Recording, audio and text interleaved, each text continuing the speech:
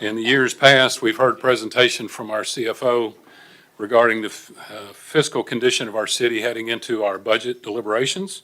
This year, Kristen Wilcox suggested we give you a little bit broader view of the budget, plus a thorough look at our financial condition and the reasons behind the budget request for next year. It's been suggested that we're in a crisis, but I reject that notion. But we are at a crossroads, and this year we'll decide which road we're going to take to continue to meet the needs of our growing city, or we can retreat from our responsibilities and maintain the status quo. In a moment, you're going to hear from 7 department leaders who will give you a comprehensive look at our budget and some straight talk about how we got here and where we're going. These 7 leaders represent the departments with the largest impact on our city, but the other 12 also make significant contributions to the overall health of our city. So let's begin. I invite you to write down your questions, and we'll discuss them at the end of this straight talk presentation. Ms. Kristen Wilcox, you are first. You're up and you are recognized. Good evening, Mayor and council members. I would just like to reiterate, in front of you, you will see a sheet of paper that is labeled by the departments. That is for you to write down all your questions. We are asking that you will hold them until the end. The mayor has given you a very quick overview of how we're going to do tonight, but our Deputy CFO, Regina Hampton, will come forward now to give you a better idea of what we're doing this evening. Thank you.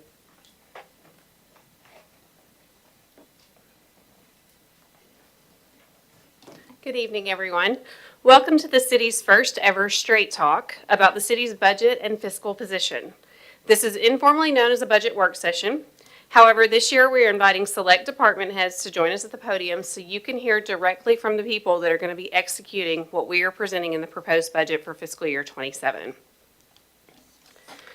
Again, as Ms. Wilcox mentioned, my name is Regina Hampton. I'm the Deputy CFO, and you will be hearing from her later this evening as she provides a financial summary as well as address any questions. My role here this evening is to provide a high-level overview of the city's budget process, our tax rate and revenues, and how together those have built our proposed budget. So let's start with our process. As most of you know, our budget process begins in mid-February. We start discussing with departments their needs for the remaining year while planning for the next fiscal year. Between March and May, Finance works diligently with the mayor and all departments to prepare a structurally balanced budget. This is to continue to provide the crucial services that our departments to our citizens. The budget is then brought to this body for approval in June. State law requires that council approve this budget by June 30th, and it must be submitted to the comptroller within 15 days of adoption. So what is a structurally balanced budget? A structurally balanced budget is defined as a budget that supports financial sustainability for multiple years into the future. Recurring revenues must equal or exceed recurring expenditures.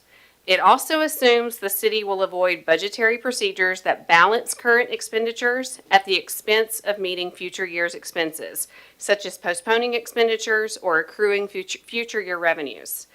As the city focuses on maintaining a budget with no property increase, we have lost sight of ensuring that the budget is structurally sound. For example, in an effort to balance the budget for the last 2 fiscal years, we have not funded the self-insurance fund. This is not presented an issue as we have not had any significant settlements. Thank you to Mr. Bittner and his team.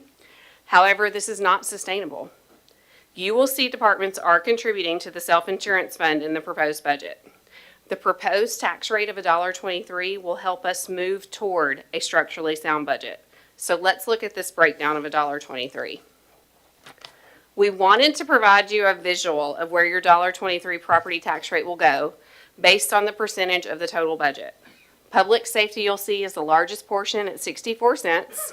This includes police, fire, and building and codes. Streets is next at 13 cents. And then we have our general or administrative services, which includes finance, court, human resources, IT, internal audit, legal, legislative, the mayor's office, and purchasing. We are the silent partners that keep the city compliant with many federal and state laws, city charter, and city code. You will not be hearing from all of these departments today, as our budgets are small in comparison and are mostly predictable from year to year.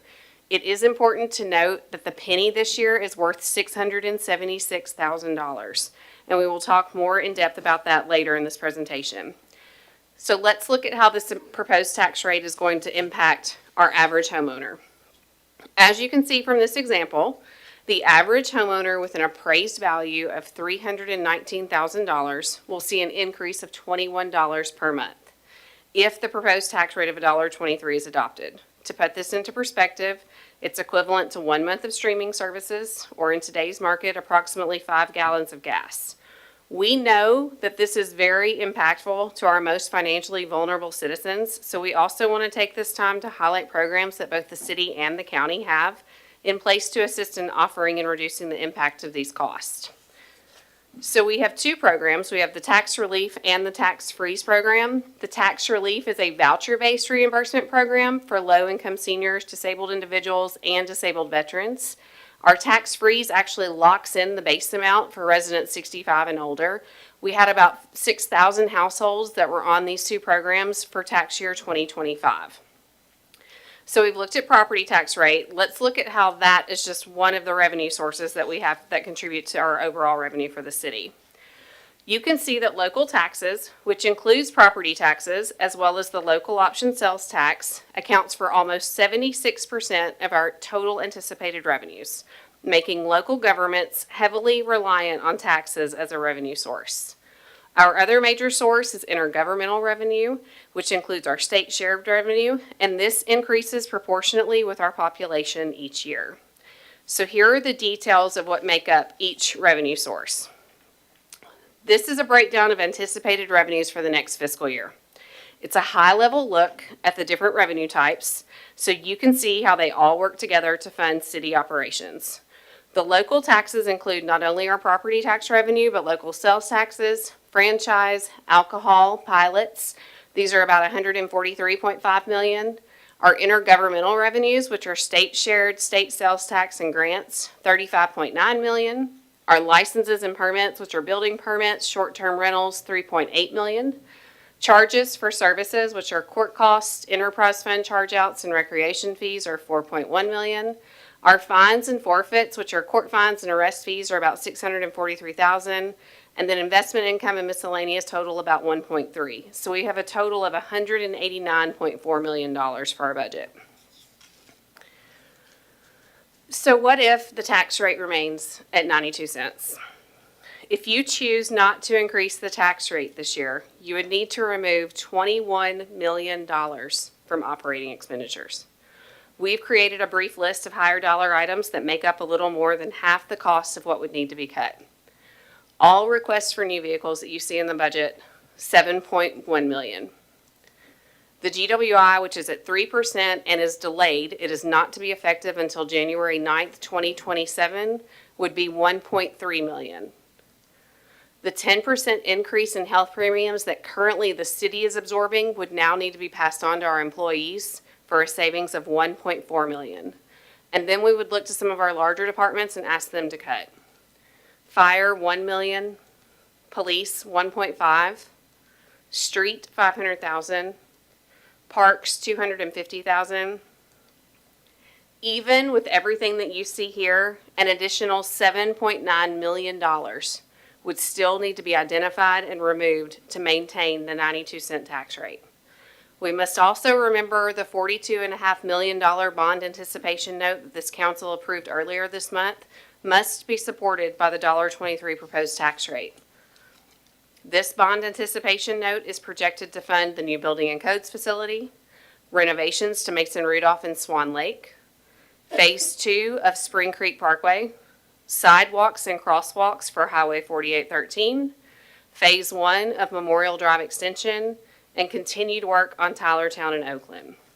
You're now going to hear from our experts, our department heads, and they will share about why $1.23 is needed to continue providing their essential services.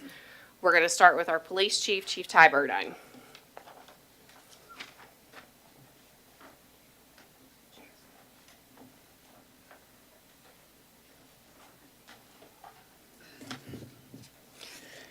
Good afternoon. Let me get this situated really quick.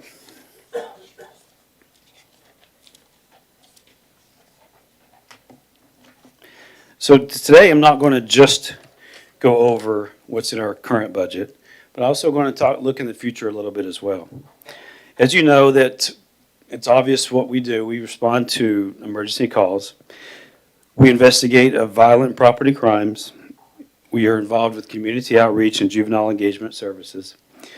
In the past year, we've handled 126,000 combined between self-initiated, that's traffic stops, that's self-initiated type of calls, and calls for service. 126,000. We went to being short, even with our community relations unit and our JET unit. We're still provided 240 community outreach events and 660 juvenile engagement services. This year, going into the budget, we've tried to offset some of our costs into this year's budget through grant funding, which through our violent crime grant, purchased 12 to 14 cars. I'm pretty sure that it was 12 cars that we're looking at doing. I might have made a mistake on one of these slides, but it's 12 cars that we purchased to try to offset the cost. We have no new positions in this year's budget except for part-time court liaisons. If y'all didn't know that we have 2 sworn officers inside the court, actually 3 sworn officers within our court. And what I want to do is take those sworn officers, those 2 sworn, we have a supervisor that will remain there. Those 2 sworn officers will come back to the road, and we'll make that a civilian spot, a part-time position, similar to the way we do crossing guards.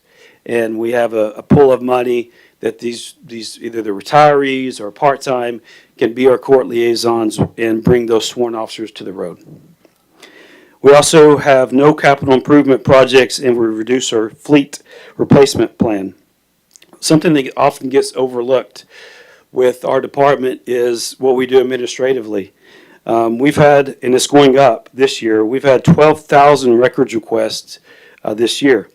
We have an average of 200 requisitions a month, 1,971 maintenance and IT work orders that come through our department that they must handle. So as we talk about recruitment and retention, with salary savings, we were able to increase our starting salary, as you know, this past 2 months ago, and we're very, very appreciative of that. I believe that it did help retain some employees, but we still have room for improvement with our pay. As you hear me say that often, is that compared regionally, we have some room for improvement that we must do better at. For a budget of FY27, cost for salaries and benefits is $44,830,000, and let's just say that next year we add a 3%, that increases it to $46,175,000. We want to increase our police officer allocation, as you know. I want to be at 2.2 officers per 1,000 is where we'd like to be at. Currently, not counting the 36 vacancies, we're about 47 off from being 2.2. Now, we try to average a 2.2, projected 2.2% growth within our city. So with 2.2 officers per 1,000, we're about 47 off, and we're maybe 15 to 16 years, if we keep our hiring plan of 12 to 15 from being at our goal. Just for reference, Chattanooga is not that too far from us with population. I can't say the exact numbers, but last I checked, it was between 8,000 and 10,000. However, there's a difference of over 100 officers between Chattanooga and us. They're at around, last we checked, we pulled data, it was a 2.49 per 1,000. Knoxville's 2.09, Nashville 2.35, and Jackson 2.53. So I think 2.2 is an obtainable goal, but it's also necessary. So our fleet is very important to us. It's not only branding for our agency, but also some of these old Impalas that we have.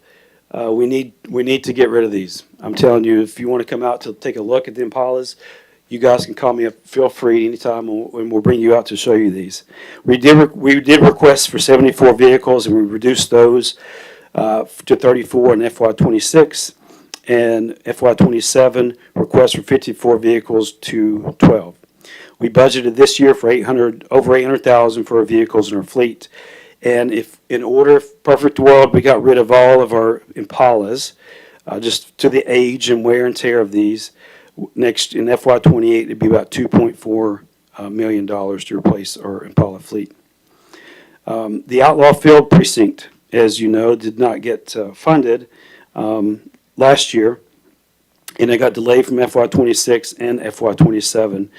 Our Vista Lane area, which is really the only place we have to grow within our buildings, is the Vista Lane project, and we did have a capital improvement for 1 million, but that went straight to the roof. We need to continue to build upon that, and with the Outlaw Field project, we want to provide services to that area, and the way that we do that with our department, each district is held of, it's like their own police department. And to get better services to that side of town, we were proposing to have that Outlaw Field project. We've already did dirt work to the project, and we just needed to finish that, and we're hoping to get that done next year. The potential cost for FY28, anticipated cost, and this is for salaries and everything, to cubicles, to outfit it, is about $3.7 million that we would ask for in FY28. The capital projects, as you can see here, this is a rough number for our Outlaw Field Precinct, is 4.2, and that would be coming from, that's for next year's FY28. Lastly, I'll just say this. I wrote something down just because I get sidetracked, and if I said this and I just wing it, then oftentimes I'll go a lot longer than expected. But let me just find out what I wrote down here real quick.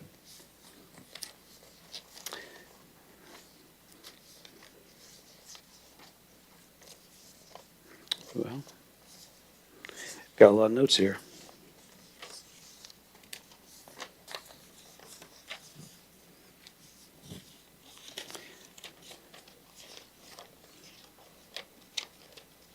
We did have increase of, yes. Perfect. There we go. Thank you so much. So listen, please hear me out on this. Our city continues to experience significant growth, and with that growth comes increased demands on public safety services.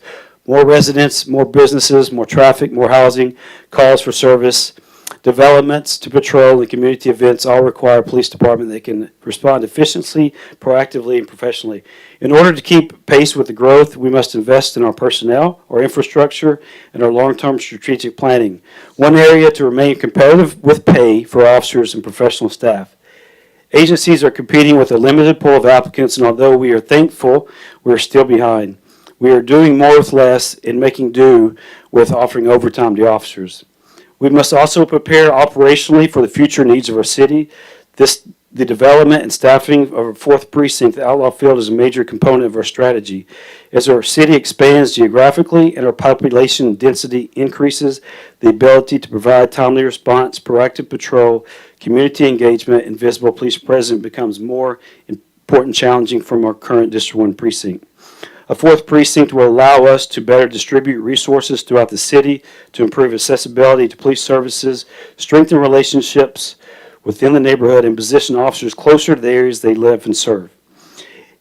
It would enhance efficiency by reducing travel time for officers and allow supervisors to more effectively manage personnel by reducing the span of control. And a major concern is that if we don't do something now, next year the hill will be steeper and tougher to climb to fund what was needed within the Clarksville Police Department. And I will just say this, and we have an outstanding group of police department. We're not perfect, but we have great employees here. And I like to compare safety with oxygen. And I've heard this before, it is impactful to me, is that whenever you have it, oxygen and safety, you don't think about it. But when you don't have it, that's all you think about. And I want to continue to provide the best services that we can with the city, and through responsibility in our budget process. So that's it for me, and I'll now turn this over to Mr. Justin Crosby.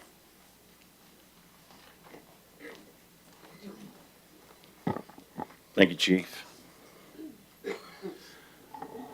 Thank you, Mayor. Thank you, Council. for giving us this time to speak to you about our budgets, what they mean to us, and how our day-to-day operations, how we hope that they are an asset to the city and the community and the constituents that you guys are serving. So, my name is Justin Crosby. I'm the director of the Building and Codes Department. We want to do this presentation for you tonight to bring you up to date on our budget needs for this upcoming fiscal year. As we enter into discussions about the budget, I want to make sure that we're clear to each of you that $1.23 does not get us where we need to be.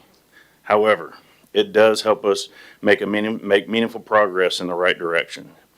Any lesser ask would result in the city moving backward rather than making meaningful progress toward meeting current and future service demands. We need to position ourselves into a proactive department instead of being a reactive department.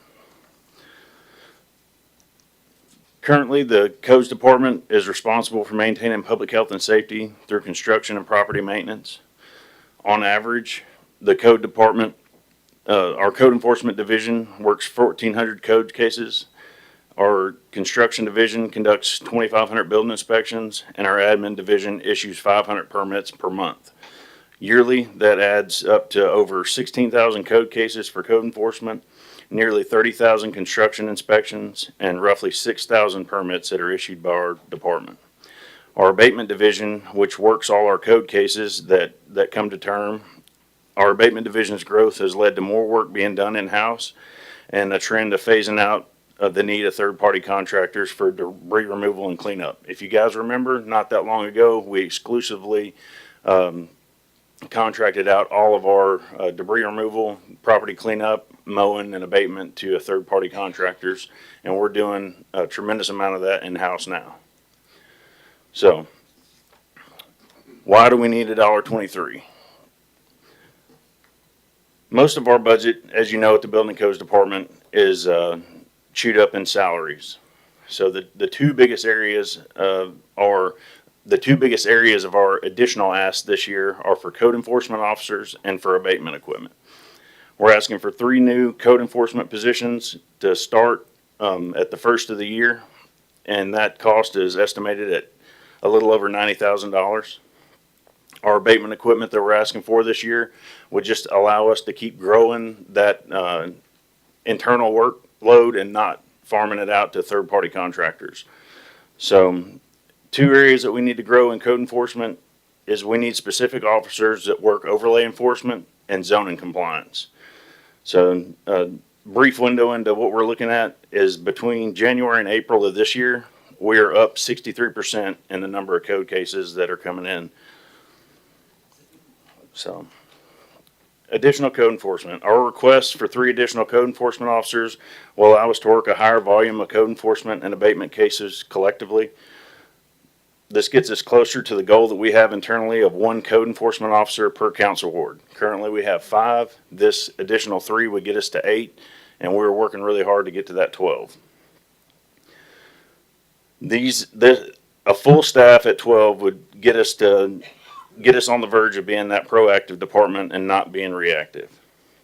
Our department currently operates from a position of a reactive position, requiring staff to prioritize incoming citizen complaints on urgency and available resources. As a result, lower priority concerns may experience delayed response times or remain unaddressed for extended periods.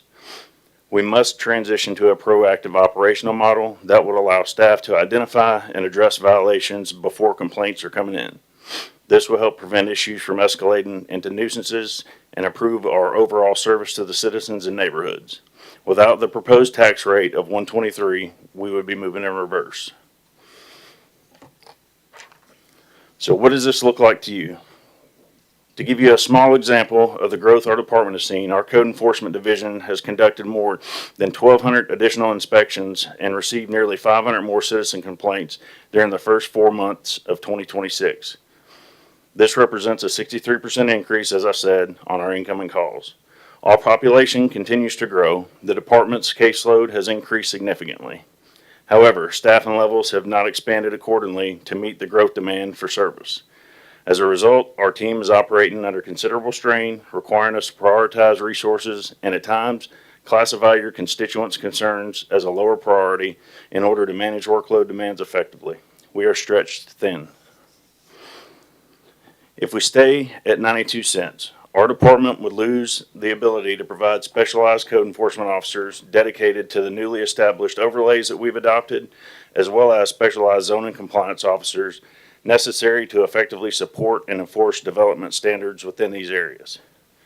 During the review and subsequent adoption of the overlays, a question was raised, who will be responsible for enforcement? At that time, the consensus was, without the rules, we don't need the people. We adopted the rules, now we're asking for the people.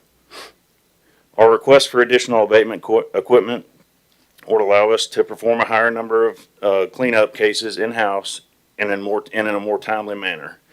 We would not have to rely on third-party contractors as much to provide this service. This is a real benefit to our in-house. The real benefit to our in-house cleanup is that we control the outcome and the timeline. If a job has been done and we don't like it, we can go back again. We don't have to call a third party and beg for them to go back or pay an additional bill. And this happens often. With our own staff and our own equipment, we're able to review the process in real time and ensure a quality outcome for our concerned citizens. There was a time we exclusively offered abatement cleanup through third-party contractors. As good as they were, our team produces a higher quality and a faster outcome. If you follow the timeline, our abatement cleanup versus third-party cleanup. You receive a call from a constituent that a mattress was seen laying on the side of the road in your ward, across the street or sidewalk. It's happened. You reach out to our department and we ensure that we're aware of the issue. Our abatement team is able to get on site and resolve the issue immediately. If we're unable to grow our abatement team, as this need is shown, we're forced to rely on third-party contractors to assist. In this instance, we would register the complaint and begin the process of the correspondence with our available third-party vendors, see if they're available, schedule a cleanup to take place on their schedule. We're able to work these complaints across a multitude of properties with our abatement team, which we're unable to do with a third-party contractor. Almost everybody has used us in that capacity. We want to be available for your service. We want you to rely on us, and we want to be dependable. The equipment and the people is what we need to do that. I want to close and give you a little insight on the capital improvement project we have for this year. We no longer have the capacity to delay action, either in terms of our workload demands or the physical limitations of our current facility. As reflected in the capital improvement project we have, funding for a new building is essential to accommodate both staff operations and a level of public service our community needs. Our existing workspace conditions have become increasingly inadequate, with multiple employees sharing 10-by-10 offices, staff compressing into limited common areas for daily meetings, and standing room only attendance during Board of Zone Appeals meetings. During these meetings, citizens are often forced to wait in the hallway outside of the conference room until their cases are called.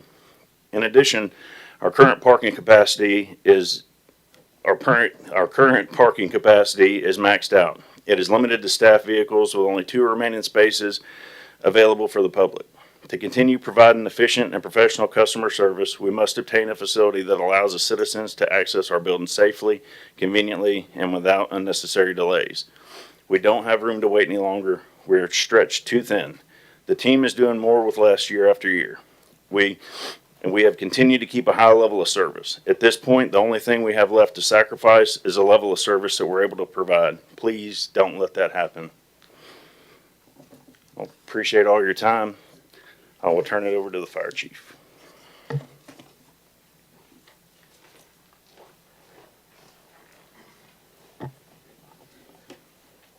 Thank you. Thank you for your time. I will get right into this and try to help you identify how the $23 relates to CFR. So our current services, Clarksville Fire Rescue provides fire protection, life safety, and emergency medical response, including land and water incidents. Some of the focus, especially now with competitive pay always coming back up, it has been on standardization. I'll remind you that the minimum pay conversation started last year, and internally we were able to raise the minimum standard and raise the pay as well. and we're carrying over $300,000 of that into this next budget, and we started that back in January. We've also enhanced our special operations division with mostly utilizing grants to take something that was going to take us 3 to 5 years. We were able to do it in a year with grant opportunities, and now we need to sustain that going forward. CFR response, over 20,000 emergency calls annually. We are supported internally by our divisions for training, prevention, and maintenance. A couple of the things that we did along the way to try to cut costs or centralize our warehouse and logistics using the old firehouse once we built the new District 2, which is Station 6. And we started a 6-month training academy to address the standard issues that we had. And I know you remember the conversations about EMR over the last year. So we started a 6-month academy. It's a cost-saving measure, but it does take an extensive amount of time to get those firefighters trained up. And when they leave the academy, we adjust that pay to where they meet that minimum pay. The community service program is also conducted by the entire fire department, where we have school-age education programs, fire prevention, free detector installation, and community event support. So why the $1.23? As I talked about earlier, it's mainly standardization when it comes to the stipend program for certified positions. So in the past, CFR has had extra promoted positions, and we're trying to do away with that and not have extra positions, but we will have a stipend program in place and for those promoted positions, and we'll also incentivize training and certification for backup roles to those positions. So by doing that, the certified stipend program reduces liability. In the past, when a position wasn't available for an engineer or an officer, we would let the next person up sit in that position with no training and no certification. Through the stipend program, they have to go through a training and certification process, and they are checked off, and they can ride in that position and get that on-the-job training, and we will pay them per day for riding those positions. That supports the standardization and the district concept and makes us operate much safer because our people aren't roaming around the different stations all the time, and we have certified people sitting in those positions. The cost of that is about $95,000 for the certified positions and an additional close to $40,000 for the existing positions. Also, we have 3 stations that have extensive problems with the HVAC unit. This is a one-time cost of $121,500. Sorry about that. I'm slow on it. We have those 3 stations, 7, 11, and 12. They've had 36 work orders between those 3 in a short amount of time. And this $121,000 is the cost to repair all 3. They're similar HVAC systems, and we have worked diligently with city maintenance to repair these time and time again, and they have suggested that we upgrade those systems.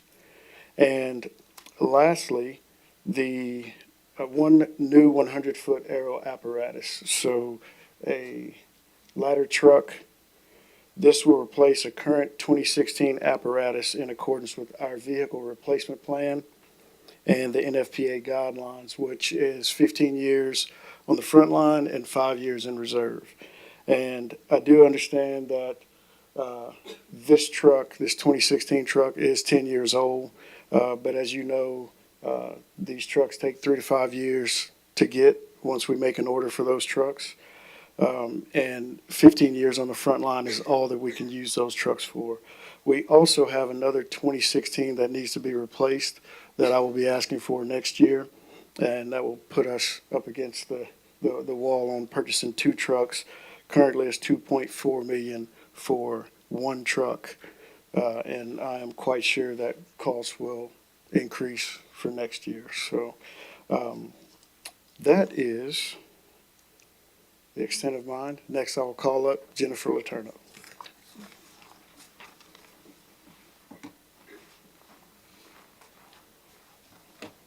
Good evening. So our department currently provides facilities, parks, trails, events, and programming for all ages. As such, you can imagine we require a great deal of maintenance. And I like to compare it to opening up your house and your front yard to the whole entire population of Montgomery County and then trying to maintain it. So that's where a lot of our costs are. Our programming is among the best in the state, and we're particularly proud of our new recreation therapy programming, which provides activities for our special needs population. And this past year, we hosted over 900 participants for those programs. In FY26, we increased several of our fees, some for the first time in over 10 years. In fact, the soccer player impact fee went up $10 for the first time since it was established in 1986. In FY27, we'll be following suit with the other departments and charging back the credit card fee to the consumer, saving the city approximately $85,000. So why $1.23?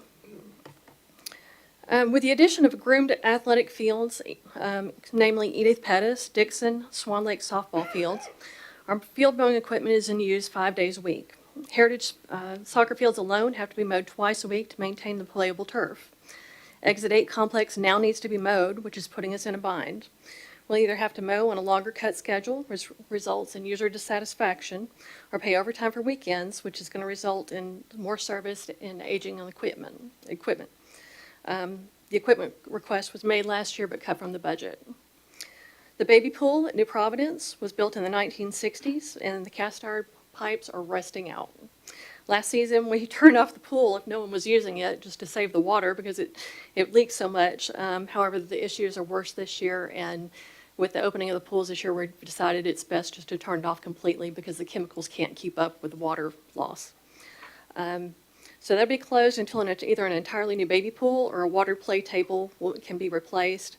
And that we'll be asking the patrons to decide which one of those amenities that they want in the future. The golf division mows the greens 4 to 5 times a week. Because of this necessary precision, keeping the reel mower blades sharp is essential. The current blade sharpening machine is over 37 years old, and parts are increasingly difficult to find, making it a potential safety issue for our employees.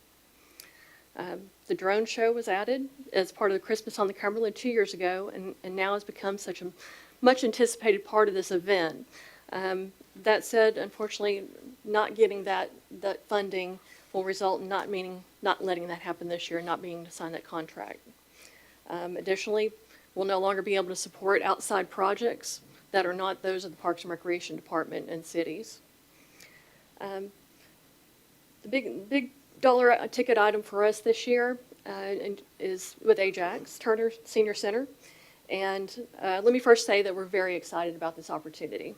And I want to be very clear that our intent is not only to continue to provide the programs that their very valuable volunteers are facilitating over there, but to continually improve and provide new programming with members' feedback.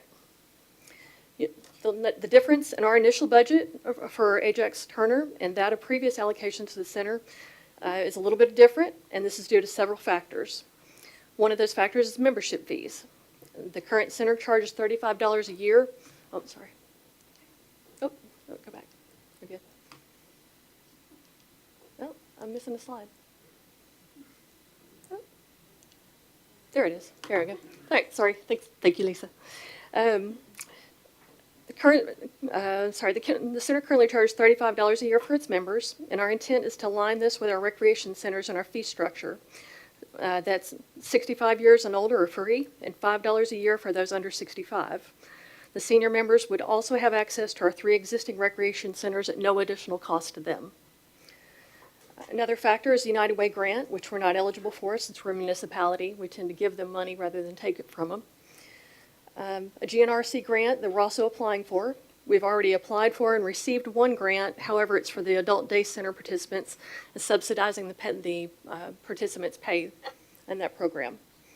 Estimated food costs is listed under public relations, and replacement of the equipment and supplies. We're currently working with the grants manager to seek out additional funding, and we believe that once we get in the facility, that we can reduce this budget number by streamlining the services and expenses for following years.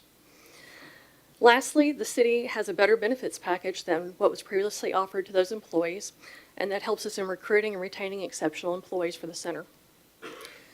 In a department with 9 divisions, cuts are always difficult to manage so that no one public user group is affected any more than another. One of the most fair and practical cuts to make as a director would be to our operating hours, as many divisions are open nights, weekends, and holidays to accommodate our users. Unfortunately, staying at 92 cents will result in a combination of these cuts and likely more, because that doesn't get me to the 250. So, that's fine. I'd like to introduce David Smith with Street Department. Oh, I'm sorry, Capital Projects. Forgot the five. Sorry. You'll see we're asking for no new funding for athletic complex. That's already there.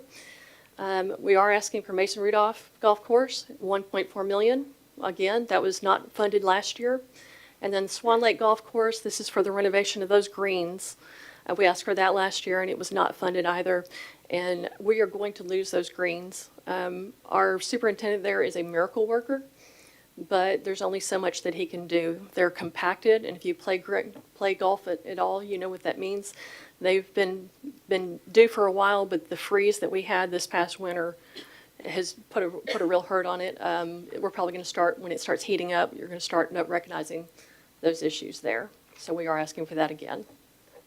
Okay. Now I'll introduce David Smith.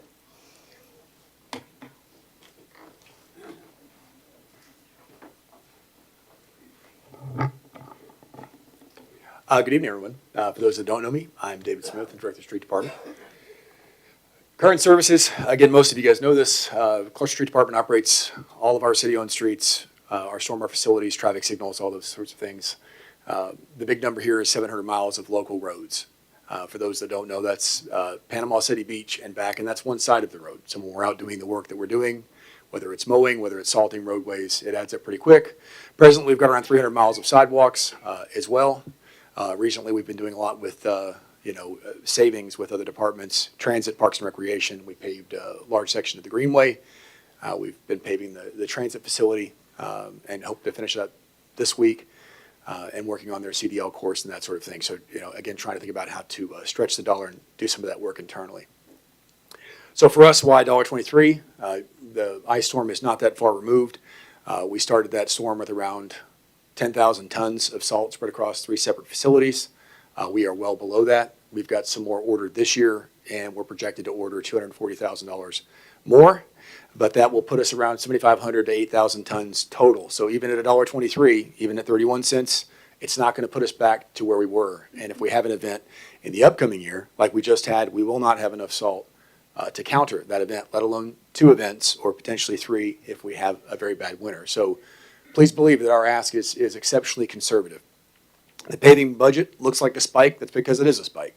The last 2 years, we've been asked to cut. In the last 2 years, the easiest place for us to cut is the paving budget. One of the things that you campaign about, one of the things you care the most about, and it's one of the few places that we can cut because of the overtime and our salary and just our staff associated with just a series of really unfortunate events in Clarksville, from tornadoes to floods and wind events and that sort of stuff. So even though it does look like it's a considerable spike, it is within 5% of the 6-year average. When we take 6 years out, if we go back 6 years ago, the ask was astronomically higher than it is even this year. So again, these past couple of years, we've been exceptionally conservative, and we've really stretched that dollar by doing more and more of this work in-house.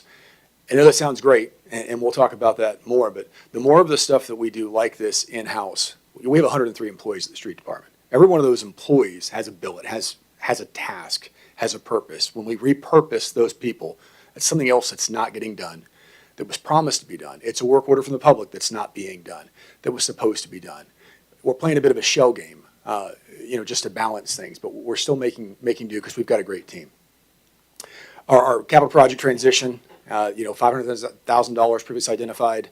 I think it was a stormwater and a pipe rehab. We've moved those in-house, so it looks like a spike to our operating budget, but it's really just transitioning from our annual capital. And then our equipment purchases are relatively similar to last year's, much like some of my peers have talked about. It takes a couple years for us to get a dump truck with all the appropriate icing equipment and whatnot from the factory. My capital projects, I'm going to soapbox a little bit here because they look a little different than some of my peers that preceded me here. You've heard public safety say, we need cops, we need these precincts, and they're not being funded. If you've looked at the CIP and you've had it for weeks, I've seen a lot of the social media comments. I've heard the campaigns that roads are important to me. And we've had a capital project, series of capital projects called Transportation 2020. When the budget didn't pass last year, and with what we're sending, this is the CIP you're looking at. This is what's on the books, okay? And I'm gonna ground this for a little bit. Those monies there, most of those are construction, and they really don't account for all things. So we'll go by these one by one. We'll air it out for the public so everybody understands what we're doing. At 31 cents, we don't put a shovel in the ground on Needmore, and it's shovel ready until fiscal year 30. Now, for those that think that's calendar year 30, it's not. It's fiscal 30. So that's 2030, 2031, a shovel's in the ground. It's a 2-year project. Needmore Road, sitting on a shelf, designed, ready to go. I've been to Needmore Road. I've seen the traffic out there. It was identified by this council as a demand years ago, needed to be done. And at 31 cents, it's that many years out from starting. Finishing with the issues that we've had with utilities, communications, communications one in particular, acronym will not name. You know how long these projects can run. There is a significant utility footprint on Needmore. That's your construction dollars. That's not your design dollars. That's your property acquisition dollars. Everything that you need to build a road. Rossview Road, Phase 3. We've talked about Rossview Road. We just finished Phase 2. It's great. It's open. That area flows a whole lot better. We're flooded with a lot of compliments about how that looks. That's what we can deliver. Fiscal 30, design. Design takes 2 years. So Rossview, from where it ended right now at Page Estates to Warfield, just the design, 2 years, fiscal 32. Then we'll budget for construction, another 2-year project, fiscal 35. These are things that I expect to hear from TDOT, not us. Hazelwood Road, we plan to realign that. We told TDOT we'd realign that years ago. We showed them our 2020 plans. We said, we're going to realign Hazelwood to Spring Creek Parkway. We're going to fix this issue out here at Trenton Road, and that's how we do it. We're not even in design yet. And I've just said it takes a year, 2 years to design. Construction. TDOT's going to have a shovel in the ground, allegedly. Fiscal 30 on Trenton Road widening. We're supposed to be done by that point. That's what we told TDOT. We'd be done. When we showed them our Transportation 2020 plan, that's what we told them. Memorial Drive extension, it may seem like low-hanging fruit. It's not. We've got a little bit to work with, and we're going to start buying property. That's $4.5 million just to buy the right-of-way, slope easement, construction easement we need to take on this project. But it's moot. If you don't fund beyond that, it's moot. Because if we can't build a road, we can't move forward. Towertown Road's underway, and for those that haven't seen it, it's largely sedentary. We don't know what comes next. Fiscal 30, Phase 2, we plan to start buying the right-of-way out there. That's the second step. Again, it's going to condense from 5 lanes to 2 until that widening, until that subsequent phase, again, which should be moving forward. This is just a few. This is a snapshot of the 2020 plans. There's dozens of plans. We've taken on sidewalks in-house. We just did sidewalks in Ian Beach. We're on Old Russellville doing sidewalks in-house right now. It's the only way we can get them done. But again, those are projects that are taking us away from what we could be doing. Now, you heard my predecessor, Chief Burdine. That's the price for CPD. That's their District 4. That's actually District 3. A picture of District 3 built out a number of years ago. If we throw inflation at it, that's what it costs to build Precinct 4 out at Outlaw Field, $4 million. You see the price tag on Needmore Road, $25 million. You build 6 precincts, 6, before you build 1 Needmore Road. And this council supported that. This council campaigned on that. This council continues to comment on social media that there is a capital project to do Needmore Road. Don't worry about traffic complaints. There's a project. There's presently no project for the next several years. So I want you guys to be aware, at 31 cents, it's not enough. It's not enough to support what you've previously approved. Spring Creek, the biggest ticket item, $62 million total. I think Ms. Wilcox told me it's close to $4 million in debt service annually for 20 years. The project's underway. It's a bill we got to pay. It's a commitment for 20 years. Take that to the rest of the capital projects, and our mortgage gets pretty high pretty quick. I'm going to turn it back over to Kristen. Hopefully she says I told the truth.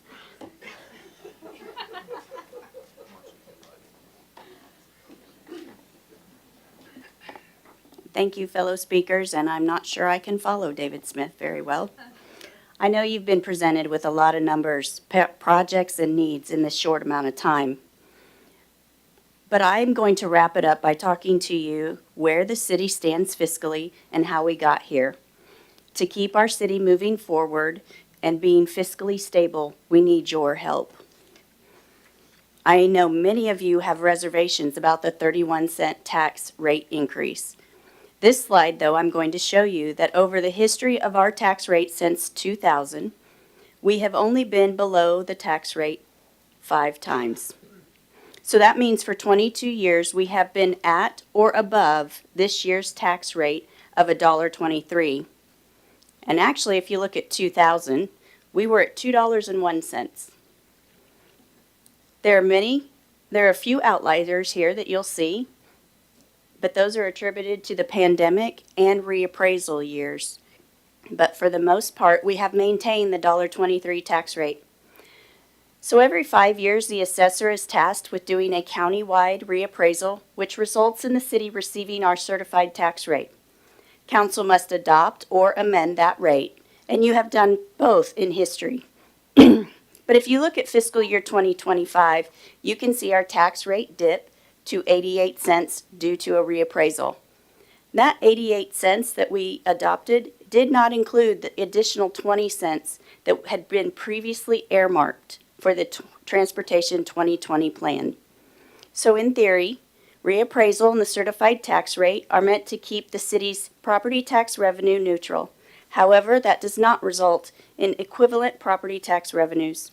We have very many variables we need to consider, such as our pilots, our TIFs, and our ad valorem taxes.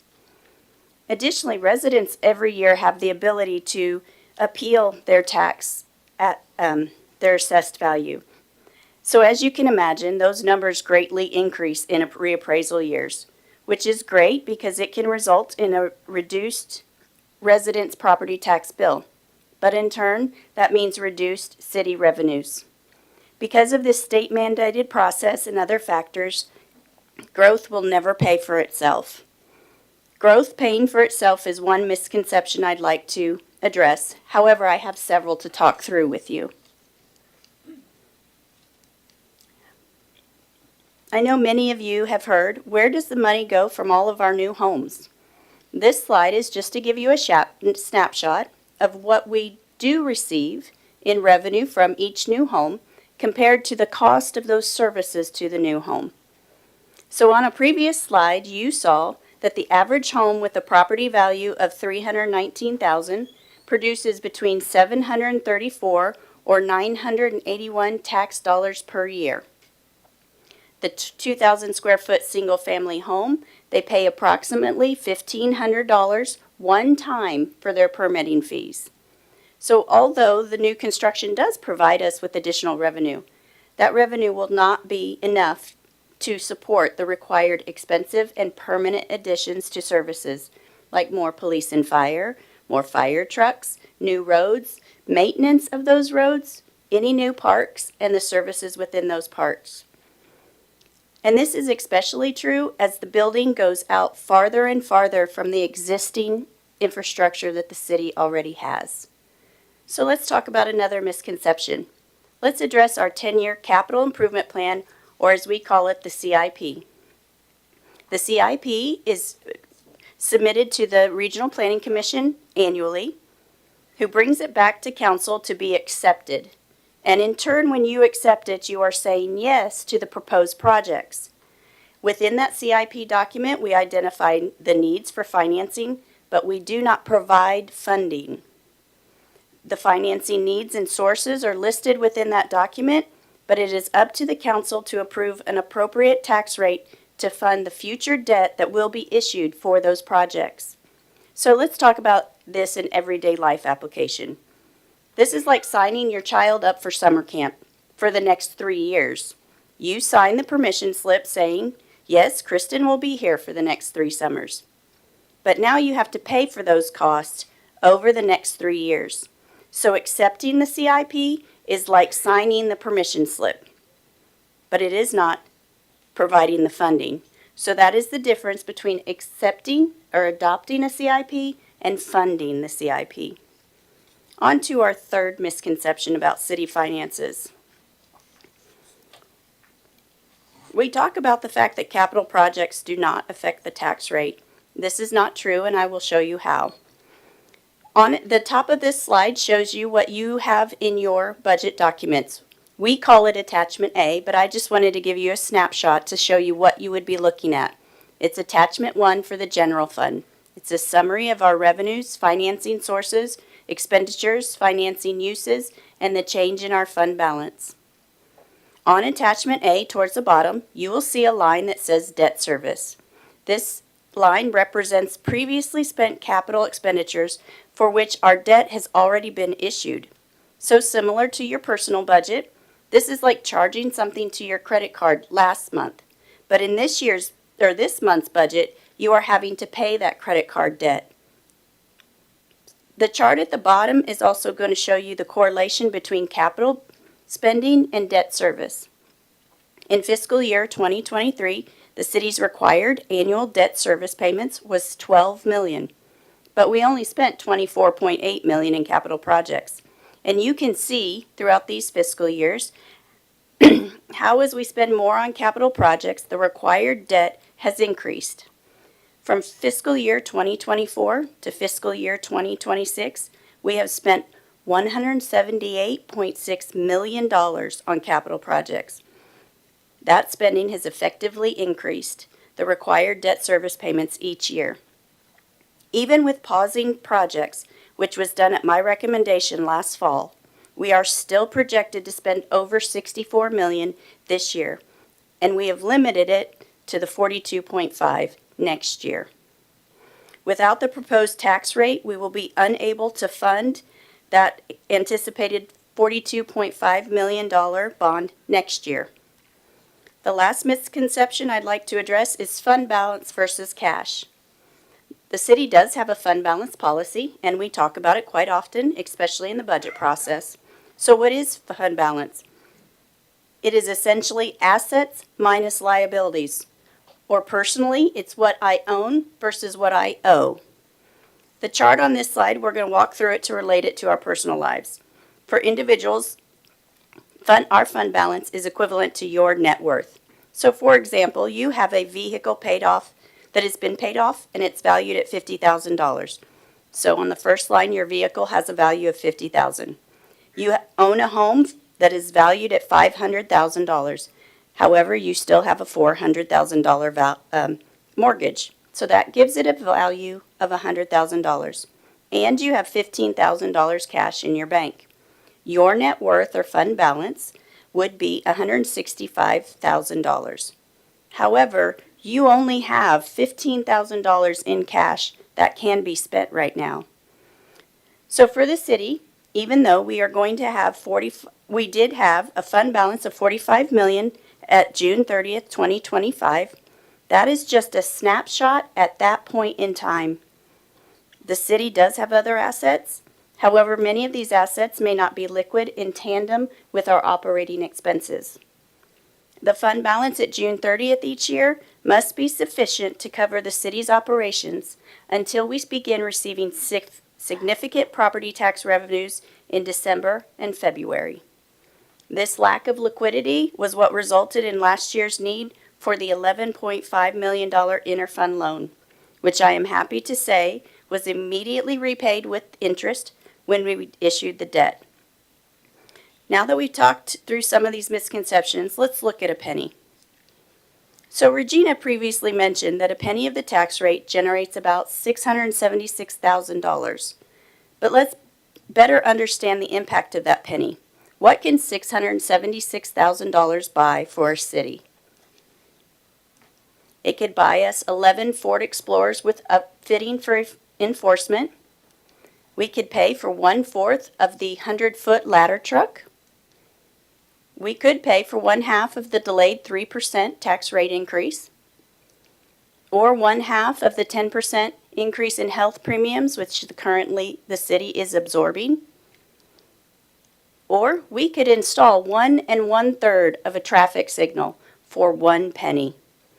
This 1 penny does not go as far as I expected. So let's move on to what we can expect if asked to remain at the 92-cent tax rate. $21 million would need to be identified and removed from the current proposed tax. I know you've already seen this slide, but I just wanted to reiterate to you that this is just a sample of what could be reduced if the needed $1.23 tax rate is not adopted. Some of the reductions are specific to a large item, but some of them are just arbitrary based on the value and the size of this department's budget. So as you can see, as Regina had already gone through here, we have removed some specific items, but we will also go back to the larger departments and ask them to reduce their budgets. But even with all these cuts, we still need an additional $8 million to be identified in order to get us back to the 92-cent tax rate. So as I conclude my presentation, I want to thank the department heads that spoke tonight, as well as all the others that are present and their teams. They have gone above and beyond to continually offer our citizens superior services despite their limited resources.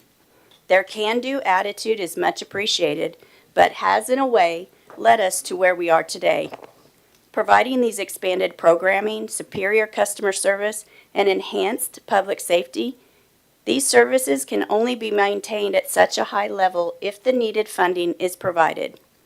Thank you for your attention this evening. I welcome any questions from council, and there are other department heads present to also answer questions. Thank you, Ms. Wilcox. And to the department leaders, any questions or comments from council? It's a lot. Councilman Zacharias, you're recognized. Yes, thank you, Mayor.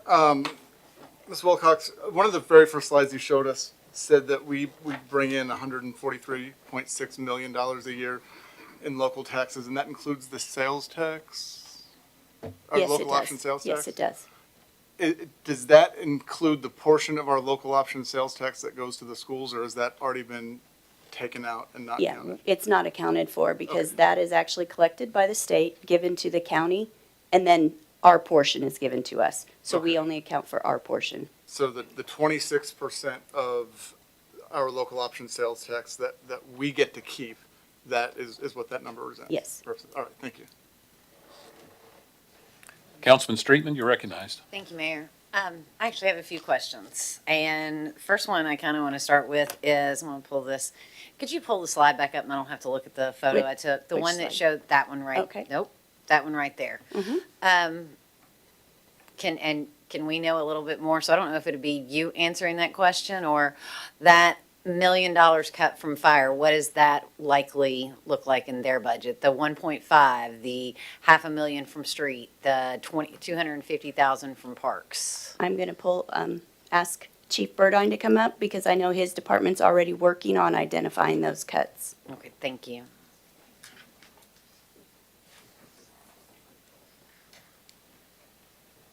Of course, this is a work in progress that if this happens, but, you know, when you look at substantial cuts, you really start looking at personnel. And to make this drastic of a cut, you know, from one theory that or not theory, but one plan that we have would reduce 9 of our vacancies. That would be approximately $750,000 to make a big chunk of that. That's 9 vacancies. We're not asking for 9 more persons, right? 9 more officers. But these are from the vacancies we have. We would just not fund going to next year. So it'd be 9. We would cut our part-time court liaisons, which, like I said before, I really need those sworn officers out of courts back on the road. We would cut we've put in here for the first time ever the ability to pay people who are bilingual. We've never had that before in our budget this year. If you speak another language and if you can pass a proficiency exam, you will get a stipend for that. So it's what a lot of agencies, many do offer that as far as a recruiting plan is bilingual pay. We would have to cut that. We would cut any stipend increase that we have. And then I've got a whole sheet here that I could tell you, but it's just a lot of cuts from training to CRU jet, cut Intel. There's just a little bit of chunks of money. That's the majority of money. The other big chunk was for IO Solutions, who conducts our professional integrity units promotional exams. We value, we put so much emphasis on our promotional results. First, to insulate our department in city, to make sure it's done fairly. But in order to also to get the best leaders, we are outsourcing these. And whenever we, you can say what you want about a promotion process, but nobody can say they're not fair. And in order to create this fairness, we outsource this, and that's what a big chunk with this would have to cut as well.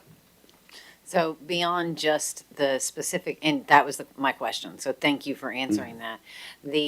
The results of that, though, what effect does that have on your ability to serve the public?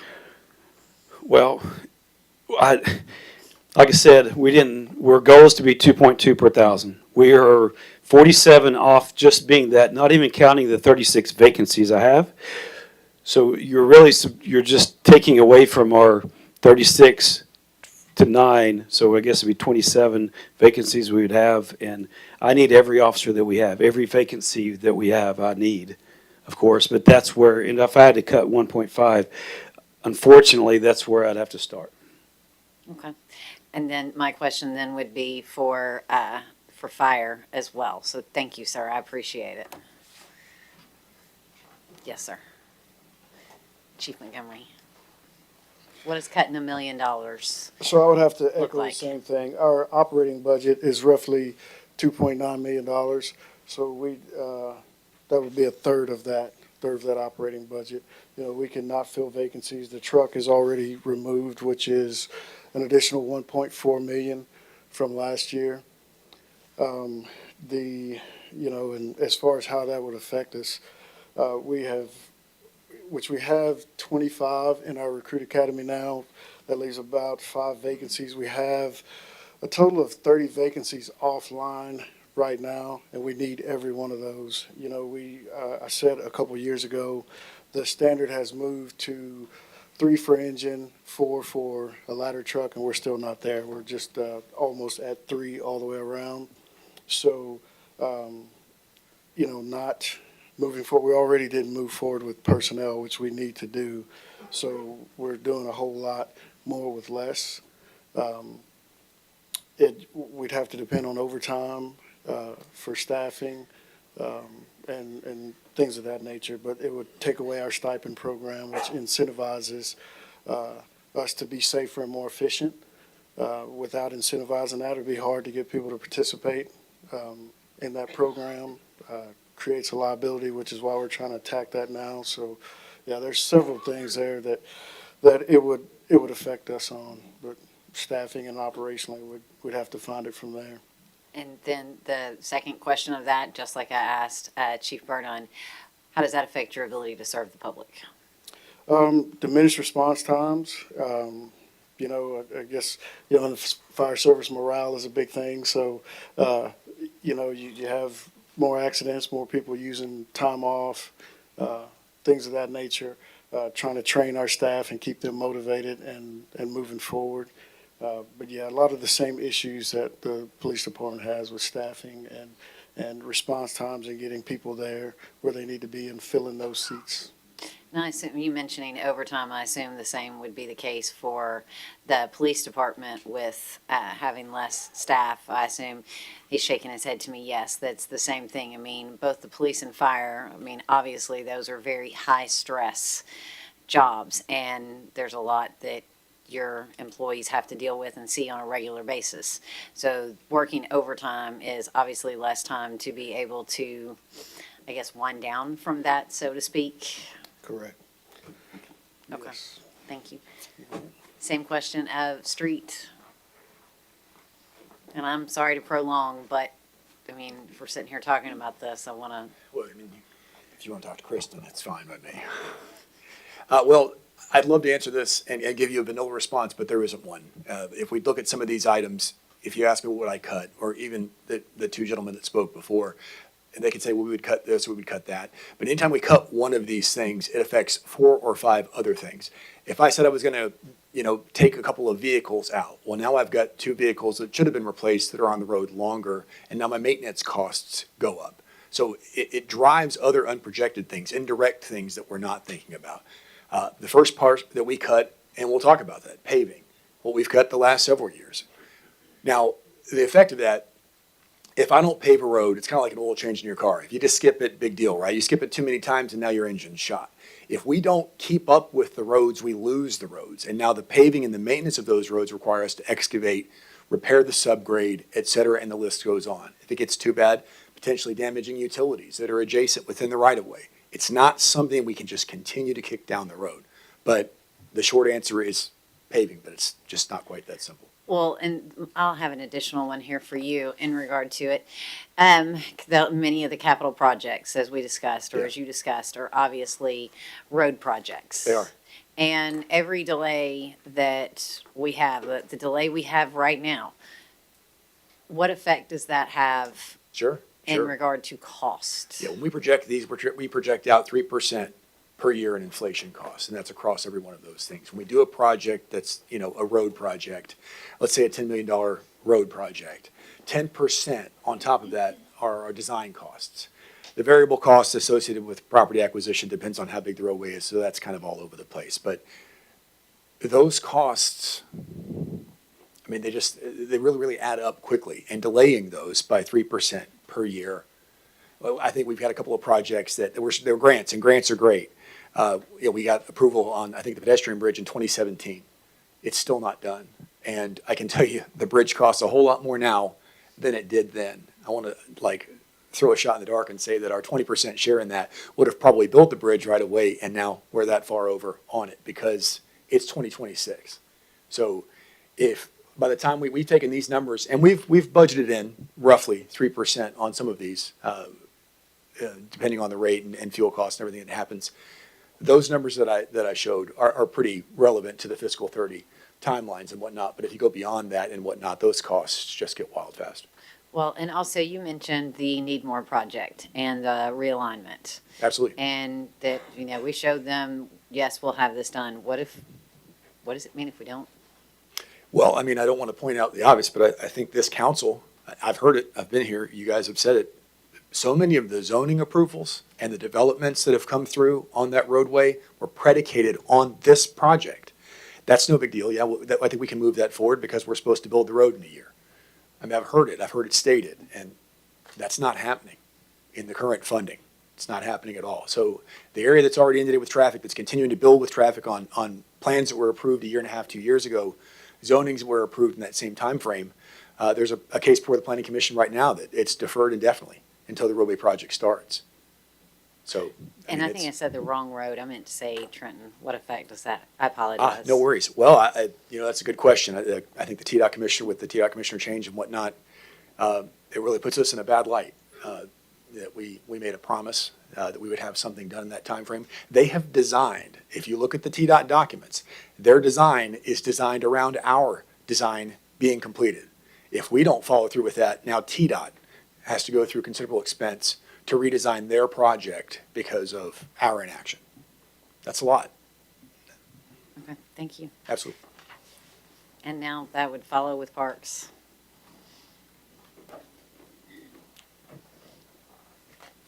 And I know you talked a little bit about this already, Ms. Letourneau, but could you talk about if your budget is cut $250,000, what does that look like? And then the second follow-up question to that is, what effect is that on the services to the public? Well, as I mentioned, it's probably going to be a combination of a whole lot of little things. We don't have a any one grandiose project as far as capital projects this year, or out of our operating capital outlay, but I'm looking at probably cutting hours.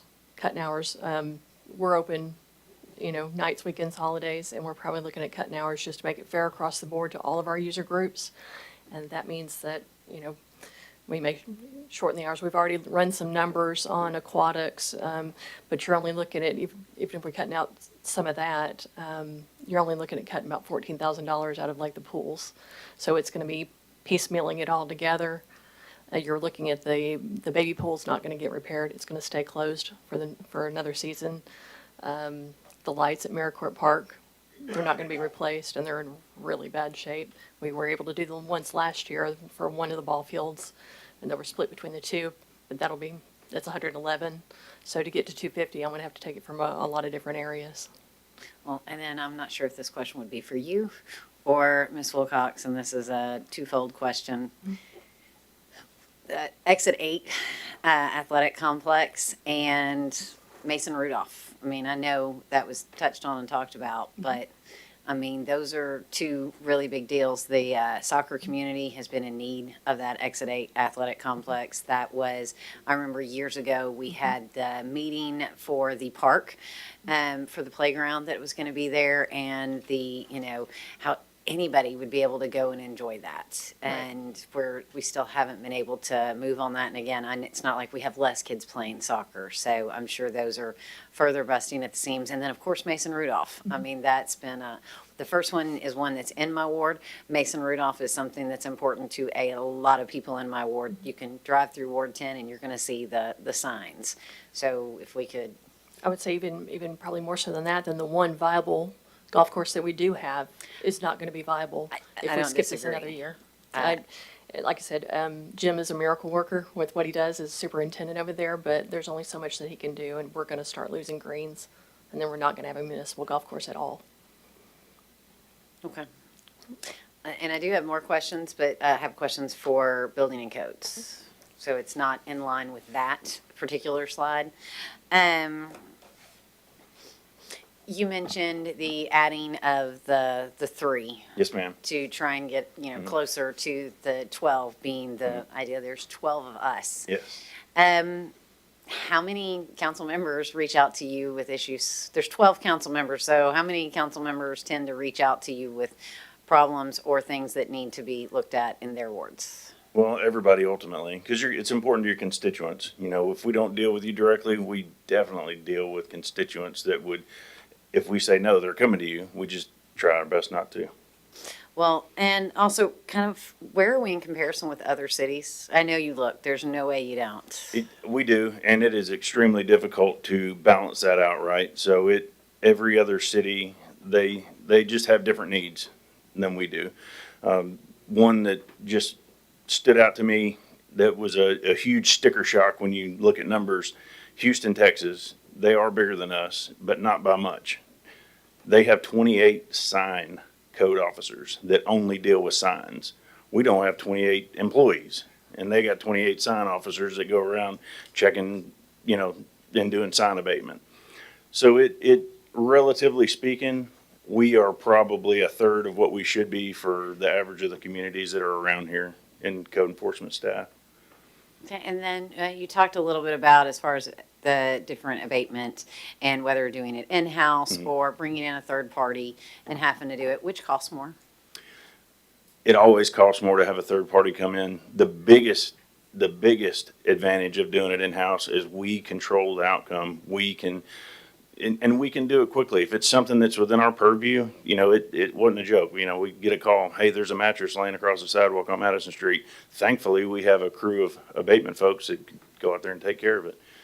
And that's not the only example. We dealt with one a couple weeks ago in another ward where a property that we own. We don't have to wait. We don't have to wait for a third party to put it in their schedule and go clean it up and, just throw a little work at it and call it good. We get to go out, we get to clean it up, we get to affect how it looks on the outcome, and we get to deal with the constituent and the council member and say, hey, is this good for you? Did we do what you expected?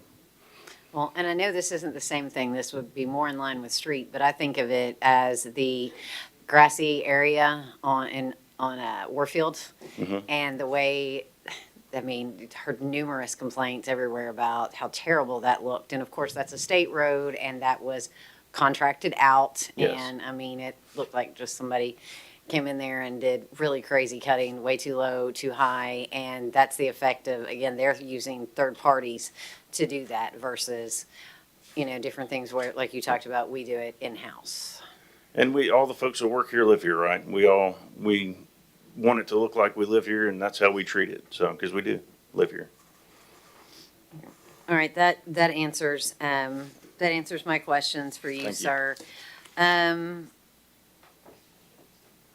Okay, and then the next question I would have is, for you, I guess, what is it, I mean, we saw a lot of things mentioned that if it was pushed off, so what does it mean for next year then? So if we go and stay right at the 92 cents, what does that mean for a year from now? One of the biggest concern that I have a year from now is we have heard the legislation that is going to cap our property tax or will be brought up again. It has not passed, but we know that it will be brought up again and we're expecting it to pass.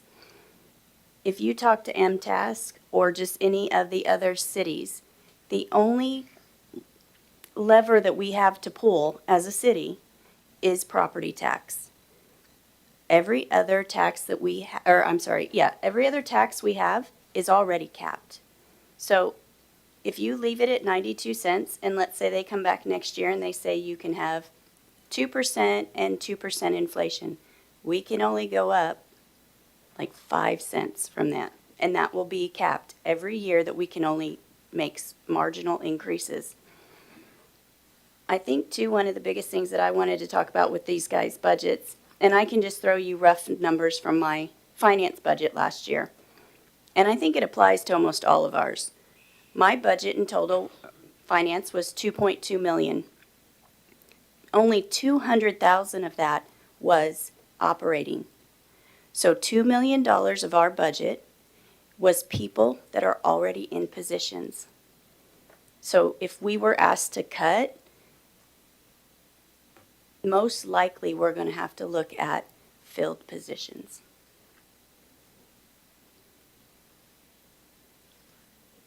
Okay. All right, I think, one last question I have, and this more for the council members, many of us already know. Anybody that, I know I've already been working with you on a few amendments, but anybody that is looking to amend anything in the budget, of course, we have to have it in writing to be able to do it. How do they need to go about doing that? You've received the budget template, and I've talked to a few of you. You're going to work on those or come to me, Regina, and ask us for help. And if we can get those by the 8th of June, we can help you get them ready for the June 11th first reading. And is it wise to also talk with those particular departments as well? It and work in would be conjunction wonderful all to talk together? to the department heads also. Okay, thank you. I'm done. You're welcome. Councilman Shakina? Yes, thank you, Mayor. I have questions for Fire and Rescue first, and then Building and Code second, and then Ms. Wilcox last. Chief, Yes, sir. you mentioned the Special Operations Division and how originally some of the things were through grant funding. Yes. Can you elaborate on what in particular, and then what do some of those costs look like that the city must now pick up? Because we still want to keep those. Yes, so our sustainment, we're looking at about $25,000 in different areas for that. Additionally, for special operations, they have certain trainings that they go through every year. And I think we have about 3 in particular that also reflects, we pay for the class, and it also reflects in overtime, which is about $20,000 per class on those. The sustainment goes towards the equipment, training, and some of those perishable items that we have to replace every so many years is another area on that. So it's pretty extensive. It's reflected throughout our budget in different areas, in different line items, depending on what that item is and how much it costs, if it's over $500 or. All right, that sounds good. That's my question for you, and you answered the question about the trucks. Two of them are over 10 years. So that's all I have for you. The next one is building and codes. Building and codes, you said you have 5 officers right now. You're asking for 3 more. Yes, sir. Do you have the vehicles for those 3 more already? That ask is in the budget. Okay, so that's in the budget So also. the short answer, no, we do not currently have the vehicles. We've Okay. asked for those as well. That's All right. part of that is in that $90,000 cost. Yes. They're getting them started is in there. So any equipment they need to get started plus their vehicles within that cost. Okay, and the next question about your vehicles.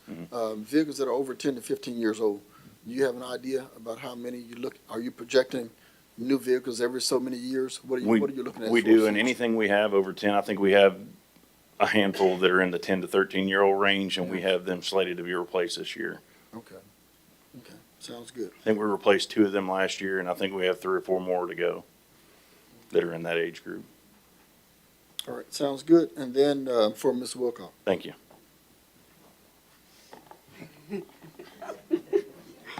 All right, now, the hard ones. When I look up here at this slide, right, I see fire and rescue, police, streets, and of course, building and codes. It's not listed, but they should be listed also. I'm not in favor of cutting anything from any of these because these are the guys, if anything, they need a little bit more. But we have 19 departments in the city. So if anyone's looking at cutting, well, you should be looking at some of those other departments, not any of these departments that are up here right now. So because again, this is definitely a need. We can't cut $1 million from fire and rescue or $1 million from CPD. We just can't do that. Because all of us, when there's a call, right, when neighbors complain about their homes are being burglarized, well, that falls under fire, that falls under police. And I had a neighbor today, talk about how, on Warfield, those apartments and the folks come across the fence and they, stealing stuff out of Virginia Hills. Well, we need response time, right? And how long does that take, right? Seems like it takes forever. So if anything, we need more. So I'm definitely against, anything that's fire and rescue, police, streets. I've been trying to get Rossview Road paved for the last 4 years. And we still haven't, seems like, we got a little piece, but a little piece is not enough. So we need to pick up the pace on streets. David, we may have to have another conversation. But so again, that's my spiel on that. And then on this 1.23, have you done any other estimates, like 1.15? What would that look like and how much we have to cut? Have you just done any other numbers besides the 123? We have done some other numbers, but I could not speak to them off the top of my I want you to head. speak. I'm just But we wondering, have you have. done? Okay. We've looked at $1.17. Yes. Last year, we had asked for $1.15, so we looked at $1.17. So we do have those numbers. Okay, sounds good. Thank you. Thank you, Mayor. Councilman Zacharias, you're recognized. Thank you, Mayor. Just on the previous speaker's comment, I've got it right here, if you want it. I'll pass this down.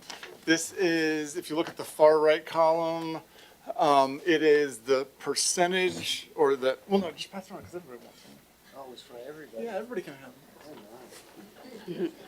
I'm not greedy. If you don't get one that's in color, I'm sorry, my color printer had a horrible paper jam that I have still not cleared. So I had to get the rest in black and white. But that far right column is the percentage of that 31% requested tax increase that kind of belongs to each of the departments. How much kind of goes with each department based on last year's budget, last year's approved budget and this year's initial proposed budget. So if you can find it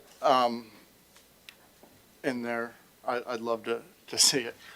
I have one question for Chief Montgomery, and then I will not ask the other department heads that I had written down questions for, because really it was just getting their help to make my point. So I'll go ahead and do that myself.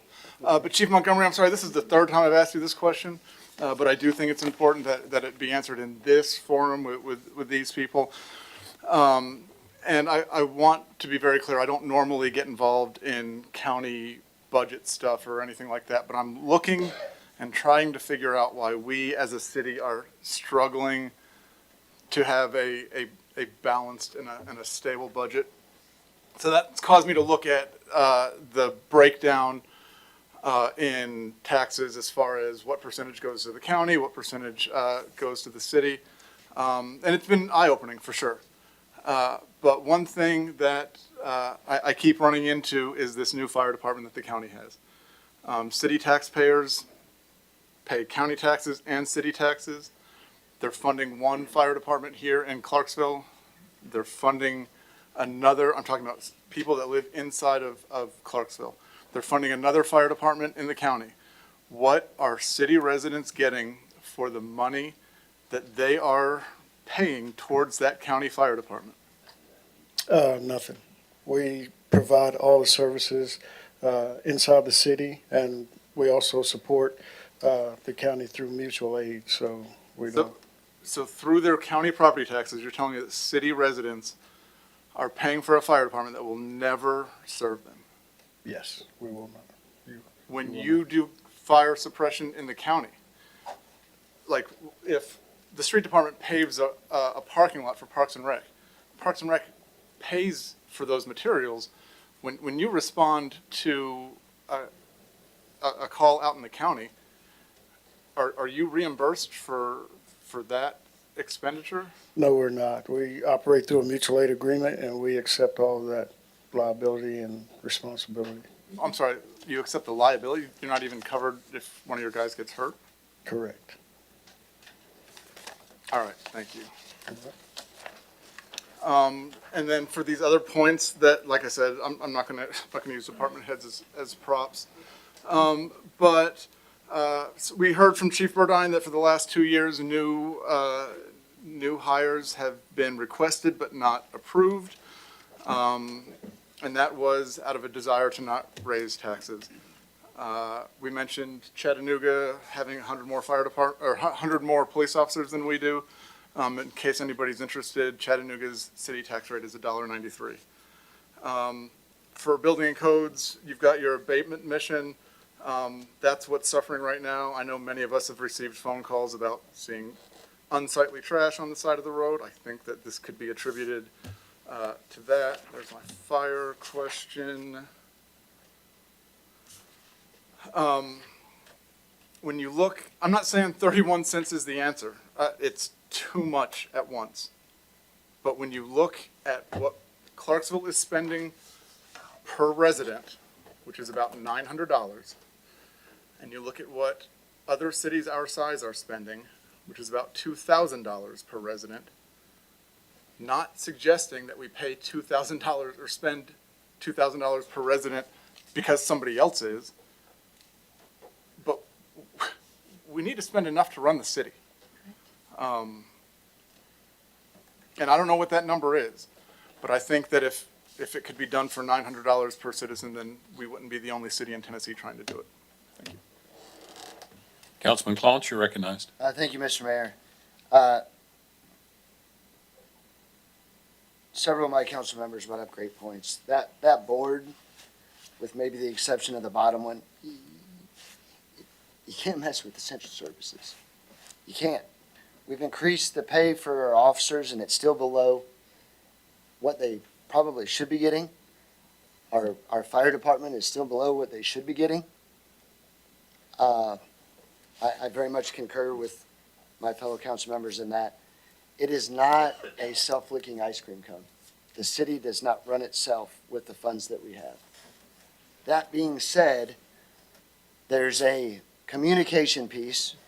We spoke last week about my amendments and turning them in prior so that we could make sure that I didn't look like a buffoon, for lack of a better term. But also, the constituents that I've talked to from Ward 2 and all over the city, we have to pay the same taxes that everybody else does.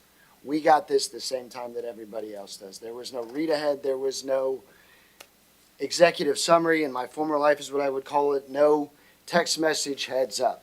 So when everybody else got this is when we got this. So we were chewing on it at the same rate as everybody else in this room.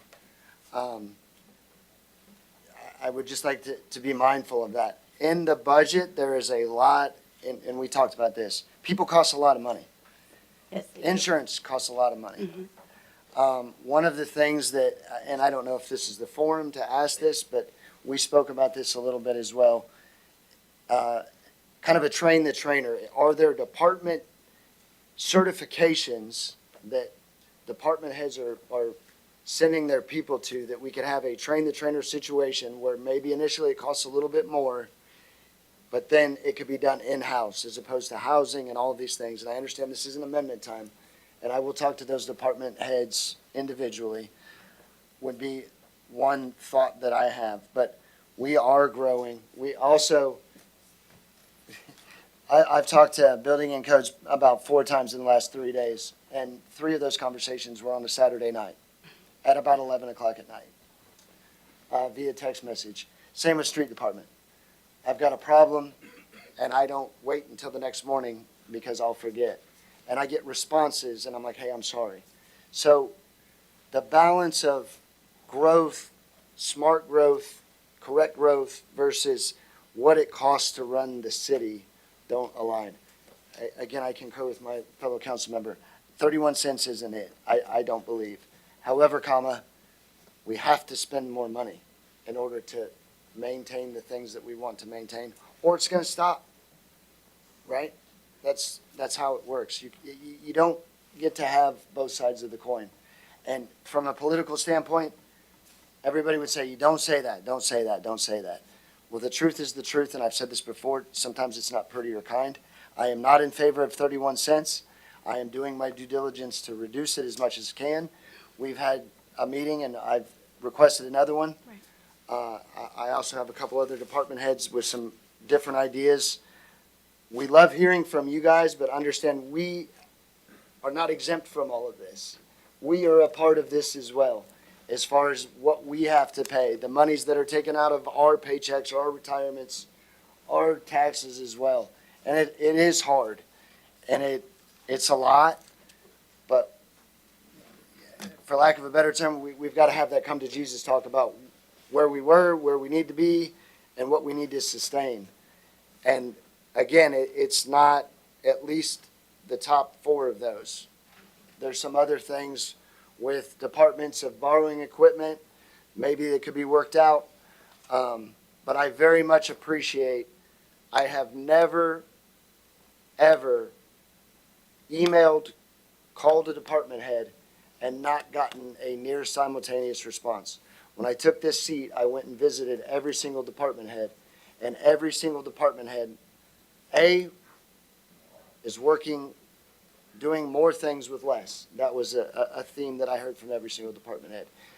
But also, every single department head has greeted me with respect, kindness, and is very much solutions-oriented since I've been here in February. I very much appreciate that. We also know that I am not real quiet, and I know that there's some department heads that we maybe disagree on some things, but we still come to the table when it comes to the citizens of this great city, which we all are of those too, right? We use the word constituents a lot, but I live in Clarksville, as do all of these other individuals. So we're afflicted with the same issues that everybody else is, or the lack of support. And again, last time, I will always support fire. I will always support our police. Mr. Crosby and I were on the phone. I was waiting in water, and he's like, Eric, what do I need to do? And with less than 12 hours, they were out there handling the situation. Mr. Smith, we have spent a lot of time together, probably too much, answering questions and things. So it's easy to sit behind a computer at home, and I'm not yelling, and poke at all of the things going on in the city. But when you really start to break it down and look at this piece by piece, I do believe there's things that could be cut. Absolutely. Is it a zero sum? It's not. It is truly not. Sir, remarks complete. Councilman Chandler, you're recognized. Thank you, Mayor. We need to expand a little more on basically, I've never been one for shying back for the stunt that the state's trying to pull on us on the 2%. what people need to realize is this is not, this past year was the first year it was tried. And what they're trying to tell the cities, and I wish it'd stay out of our business, but what they're trying to tell cities, if you go more than 2% and the inflation, you have to put it on a referendum. Now, what you're asking people to do, if you put it on a referendum, is, well, do you want to pay more money or not? You know, I'm old. I had a fellow tell me the other day, you're not a senior citizen any longer, you're old. And I have watched this, I've been connected with this city for 40-something years of my life, and I'm talking about working for them and representing them.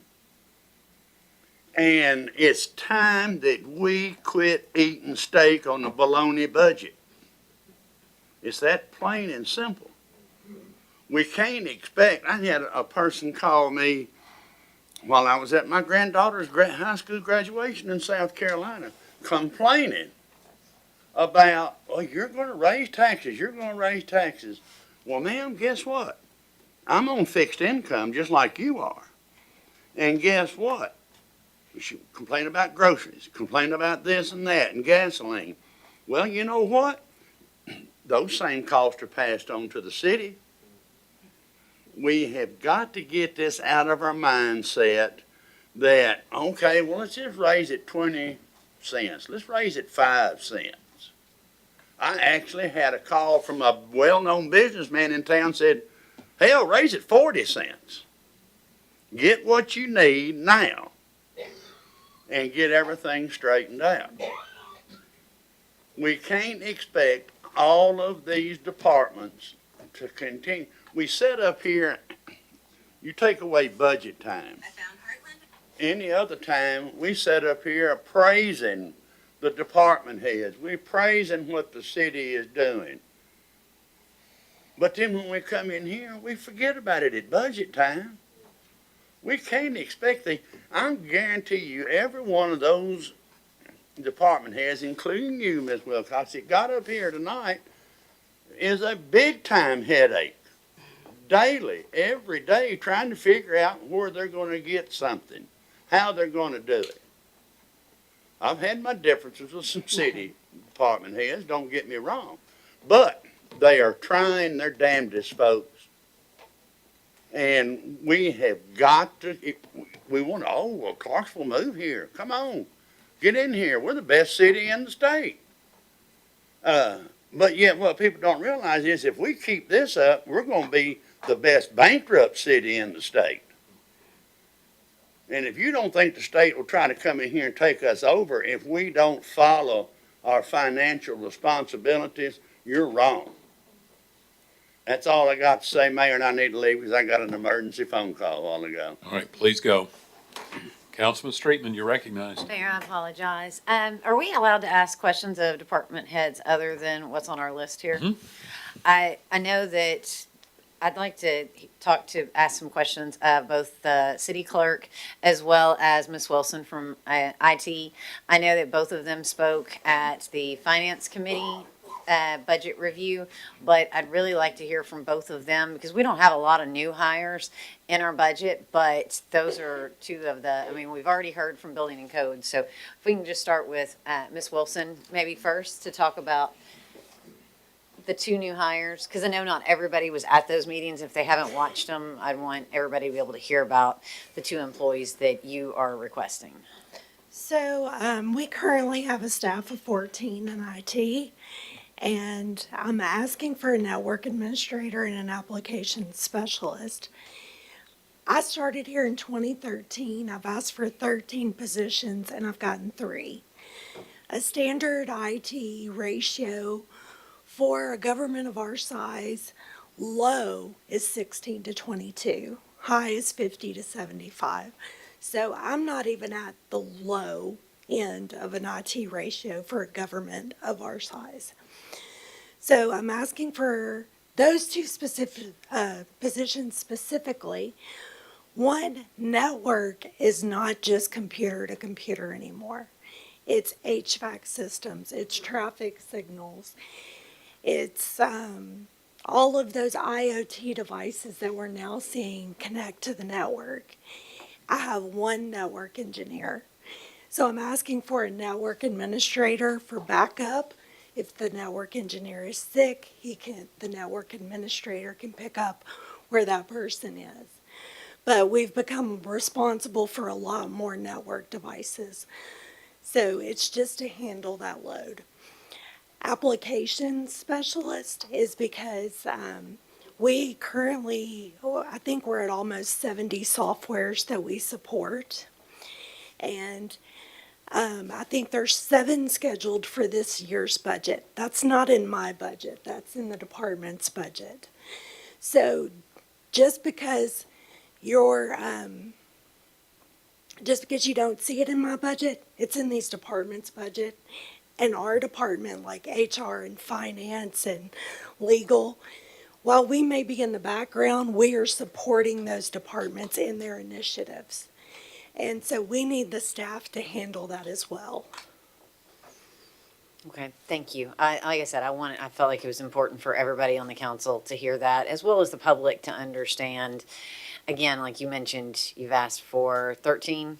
13 since 2013. And I've you've gotten three. 3. And I know the past few years we've been kicking it down Yes. the can. The last position I got was in 2024, and that was a cybersecurity analyst.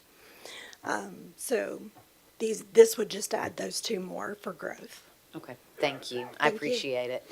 And then if we could also hear from the city clerk in regard to the deputy and why that position is so important. I think, I know I took a lot away from it when you talked about it in the finance meeting and how important it is that you get a backup. Thank you. I'm not used to being on this side of things. Used to being behind the scenes. So I am asking for a deputy city clerk. Of the 10 largest cities in Tennessee, with us being the 5th largest, soon to be 4th largest, we are the only city that has 1 staff member in their legislative department, just 1. Currently, all statutory, legislative, and records responsibilities are concentrated in a single role, which is myself. I have no backup.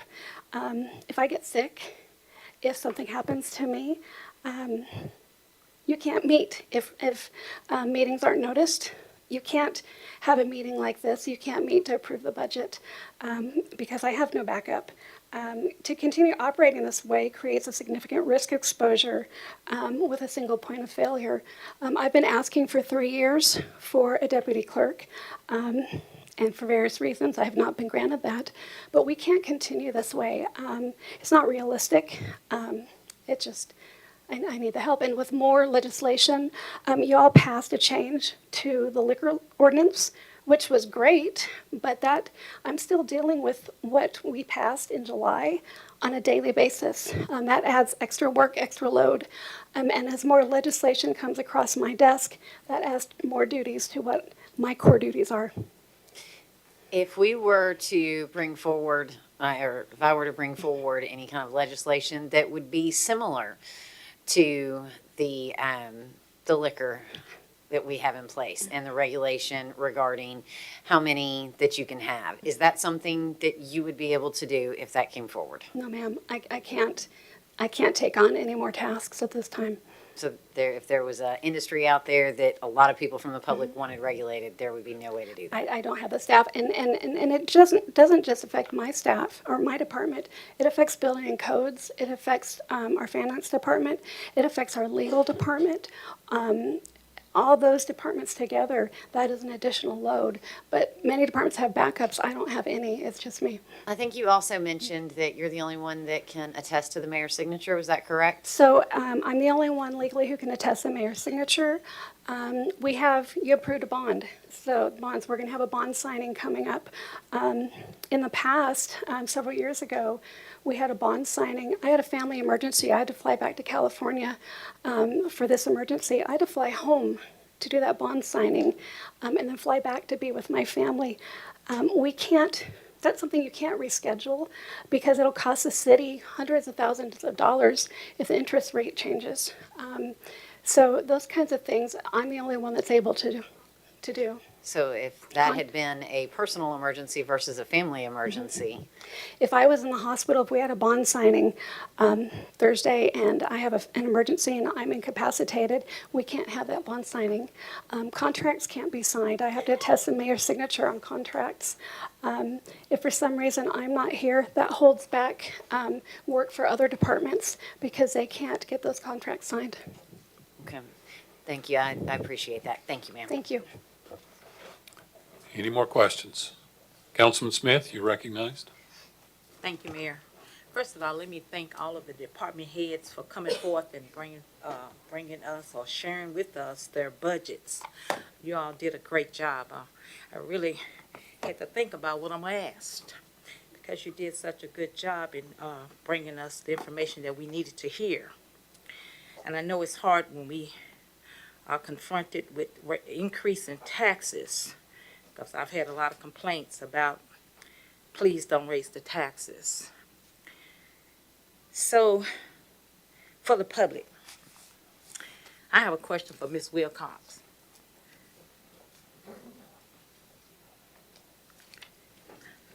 How much money do we provide for the Senior Citizen Center? How much did we give each year?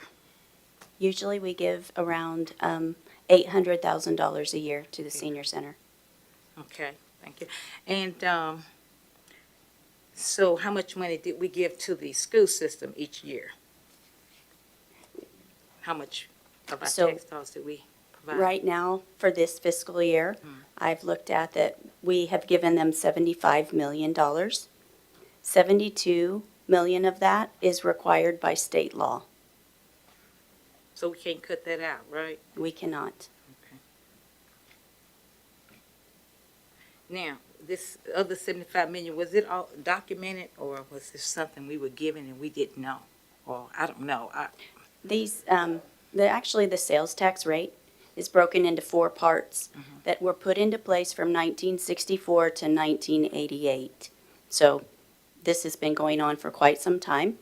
Like I've said, it's collected by the state, given to the county, and then the county forwards us our portion.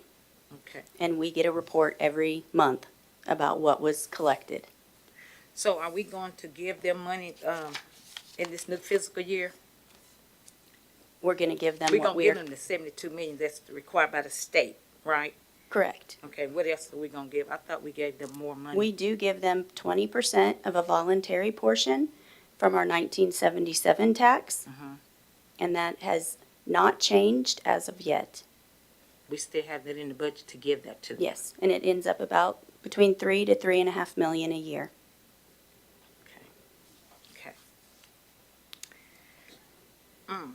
I know that Parks and Recreation director said that they would be have to cut 250,000, I think, from their budget if we didn't increase the tax. And all of the other departments said something about that as well.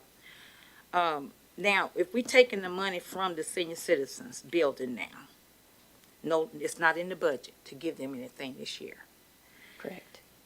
How is that going to help our budget? What impact is it going to make? I know it'll increase it a little bit, but what are we going to do with those dollars? Would that help the Parks and Recreation Department, or what? The Parks and Recreation Department's Will that money budget go to them? has increased this year to take on 9 new employees, full-time, and also some part-time work. And also they have anticipated some cost in equipment, things like that. So is that, I'm saying, with that 800,000 that we gave the senior citizens building, would that be allotted to the Parks and Recreation Department? Yes, we have already done that in the budget that you've got in front Yeah, of you. okay. So, I don't have it in front of me, but, you know, it's okay. I can look at it. So she wouldn't really be lacking anything like of 250,000 if we didn't raise the taxes, because you're giving her the 800,000 that we give the senior citizen. Is that correct? Not sure how to answer that. Jennifer, Mrs. Letourneau is the expert on her department, So I would let her answer that Would you question. please let her Okay. answer that? Because if we giving her that 800,000, look like she wouldn't be shorted nothing. She said she would be lacking 250,000. No, ma'am, I think what you're referring to is the last slide that says if the tax rate. If we must remove, if we don't increase the taxes, well, the city would have to remove at least $21 million. And you said you would have to remove 250,000 from your department. But it looks like to me, if you gonna get the 800,000 that's gonna be going to, that's no longer going to the, senior citizen building, it looked like you wouldn't have a shortage or. Well, I'm also taking on 9 new employees, part-time employees, the operation of the building, the utilities, the maintenance. It's got an elevator in the building, so I also have to replace the equipment that's there. So there's What equipment? apparently all of it. Replace the equipment in the senior citizen building, is that Yes, what you're ma'am. saying? Okay. And so that's gonna add up to about 800,000. Do you have, is this just a, a random, answer, or do you have concrete information? It's actually 1.2 million. The 800,000 plus the operating expenses and equipment is right around 1.2. 1.2 million? Okay, all right. I think that's all I have for you. Thank you. Yes, ma'am. Also, let's see what else I had. Can someone tell me, I think it would be you, Miss Wilcox, how many people in the city of Clarksville receives tax relief and tax freeze? Okay, let me go back to the slide so I can give you exact numbers.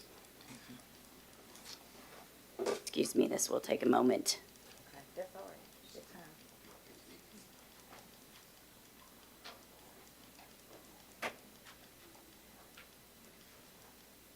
Is that it? Here we are. This is the slide that shows for tax relief. We have 5,526 households, and on the tax freeze, we have 1,027 households on that program. Now, does that help our tax credit to decrease, or how does it affect us? How does it impact the city's budget? Well, both of these programs lock in or reduce the tax bill for the resident, so we receive less revenue. less. However, these are state programs, and they do help with these programs. They don't leave it 100% to us. I'm just asking the question because for the public, Mhm. I kind of know, but, Yeah. they told me to ask some of these questions, okay? So, all right. I think that's all I have for right now, but I thank you very much. Thank you, Mayor. Thank you. Any more comment or question? I want to say thank you to the departments for their diligence in putting this budget together. It's been both a pleasure, but also very painful in doing this. And so we look forward to more deliberations on the budget in the weeks to come. So we are now ready for public comment. Any member of the public wish to address the council? We have room for 3. I see you. So 3 people, 5 minutes each. If you'll come forward, give us your name, and you'll have 5 minutes. Good evening, everyone. I am Lois Grader. And of course, we're back here for the Senior Center. Now, some people have been confused. We are a nonprofit organization that has operated in the Clark Street building for over 30 years. So when I looked and found line items in Parks and Rec's budget referring to the center, we are not part of the city. We are not part of Parks and Rec. So this needs to be removed from the budget. Now, it is true our budget is under 900,000. Now, part of this money is actually, although I could never find a line item, offset by Title VI in the U.S. government, making our operating costs much less. Now, y'all are talking about saving money, cutting things, but yet they want to come in, remove us from the building, and spend over $1 million more for what we do for a lot less money. That makes no sense. Why would you want to do this? Most of the center is run by volunteers. We have several programs, although if the mayor has ideas for better programs, we'd love to hear them. But I don't see where it benefits the city or the dilemma over raising taxes to remove us from the building and spend more money. That $1 million could offset what the fire department has to cut if this doesn't go through. Where does that make sense? Where is that fiscal responsibility? To add more on the taxpayers and the burden on our city services for something that a lot of us provide for free. We donate our time, we donate our talents. There's anywhere from 40 to 50 volunteers running programs and doing work all the time. Now, I will tell you, about 3 years ago, we had asked for some landscaping outside of the ADC area. Then, all of a sudden, the former director and her visions of grandeur and the mayor, next thing we know, we are getting a $2.8 million expansion. Now, the board for the center did not ask for this. We didn't want this. We didn't need this. We asked for landscaping.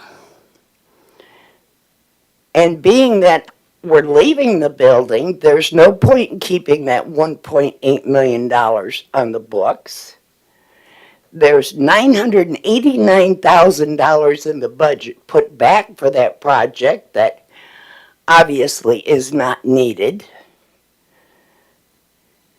And if you choose to ask for a budget and fund the Ajax Turner Senior Center, which will still operate, we are more than just a building.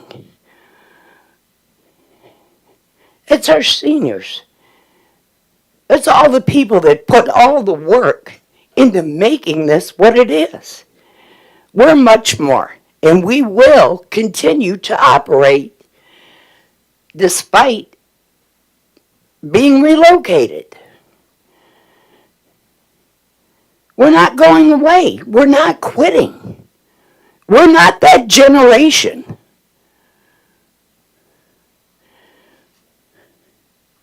Give this some thought, please. Thank you. Next, we have room for 2 more people, 5 minutes each. Please come forward, give us your name, and you have 5 minutes. Hello, Council. I'm Dr. Gregory Fryer. Thank you guys very much for all the hard work you did. This was very good educational, but like, I just want to echo what my colleague says, the math does not make sense. We need the police department. We need to have the fire department. But when it comes to moving the senior center under Parks and Rec with an increased budget, the math does not make sense. You may have heard that the mayor said that, hey, he's been working with the board to try to fix some things. I remember 2 meetings with the mayor. One meeting I didn't get to make because we talked about, but they did share with me about what they talked about, and that was, oh, volunteers, people on the board do not need to be a volunteer at the center. Well, think about that. The people who are on the board, they have a lot invested in the center, and so they volunteer. The other meeting was about when we found out that we were going to be terminated, our lease was going to be terminated. If you call that working with the board, it didn't happen. We want to work with the mayor. We want to get this issue resolved. But when it comes to the budget, I say the budget does not make sense, increasing it. This is the senior part under Parks and Rec, $1.2 million. where we're operating it for less than that outside. And yet, like you said, it's going to increase the tax burden on our citizens. So please do not pass this budget as is. Also, I'd just like to point out a lot of great things that we're doing here in the city. We need to continue with making sure those things are in place. But when you look at the numbers, once again, there's an example, and I hate to call you out, but you compared us to Houston, Texas. Or is that Houston County? You're speaking to the council, you're not Okay, directing okay, questions, all right, Dr. great, Fryer, okay. and I invite you to get back on task. Back on task, yes, sir, yes, sir. Well, it was Houston, Texas, I believe. How many people are in Houston, Texas? You're looking at almost 3 million people in Houston, Texas. How many are in Clarksville, Tennessee? Less than 200,000. If you look at Montgomery County, less than 350,000. But yet, hey, they have 28 people on their sign codes just on their signs. Why are we comparing us to Houston? The math does not make sense. So with that, thank you all very much for your consideration with this. We need to keep the Ajax Turner Center independent and funded. Thank you very much. We have room for one more person to address the council. Mr. Parker, you have 5 minutes if you'll give us your name. Sir. I'm Jimmy Parker. I'm from the city of Clarksville. I was on the board of the senior center for 6 years, 5 of those as chair. So I know what the senior center is all about and what it does for this community.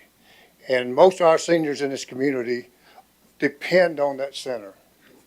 We have so many people in this area that need help, and our volunteers are there to help them. And you're not going to, I don't care what anybody says, you're not going to get the same thing when the city tries to take this over. It's just not going to happen. It will not happen. A lot of those people will not continue coming to the center. I've talked to the people. I've listened to them. Majority of members are against this. They're absolutely not for this. So please think about this before you decide to have the city take over the center, because I'm telling you, Mayor, you said that you were concerned about the safety of the center. Well, for last 6 to 8 years, the fire marshal has flagged the fire system on his annual report and has reported that to the city every year. Nothing's been done. Nothing. It's still flashing. Half the center does not even hear the alarm. Still going. But we're concerned about the safety. Boy, we're concerned, nothing's happening. For my first 2.5 years, the city gave us nothing for maintenance. We paid for it out of our own money. Finally, we found out the city was supposed to be responsible for it. And then that's when you got involved. For the last 2.5 to 3 years, we paid out our own budget, and we were hurting. So a lot of this stuff you're hearing is not true. It needs to stay the way it is. It will cost the city less money in the long run. So please think about this. Thank you. Thank you. We stand adjourned. See you Thursday for the executive session.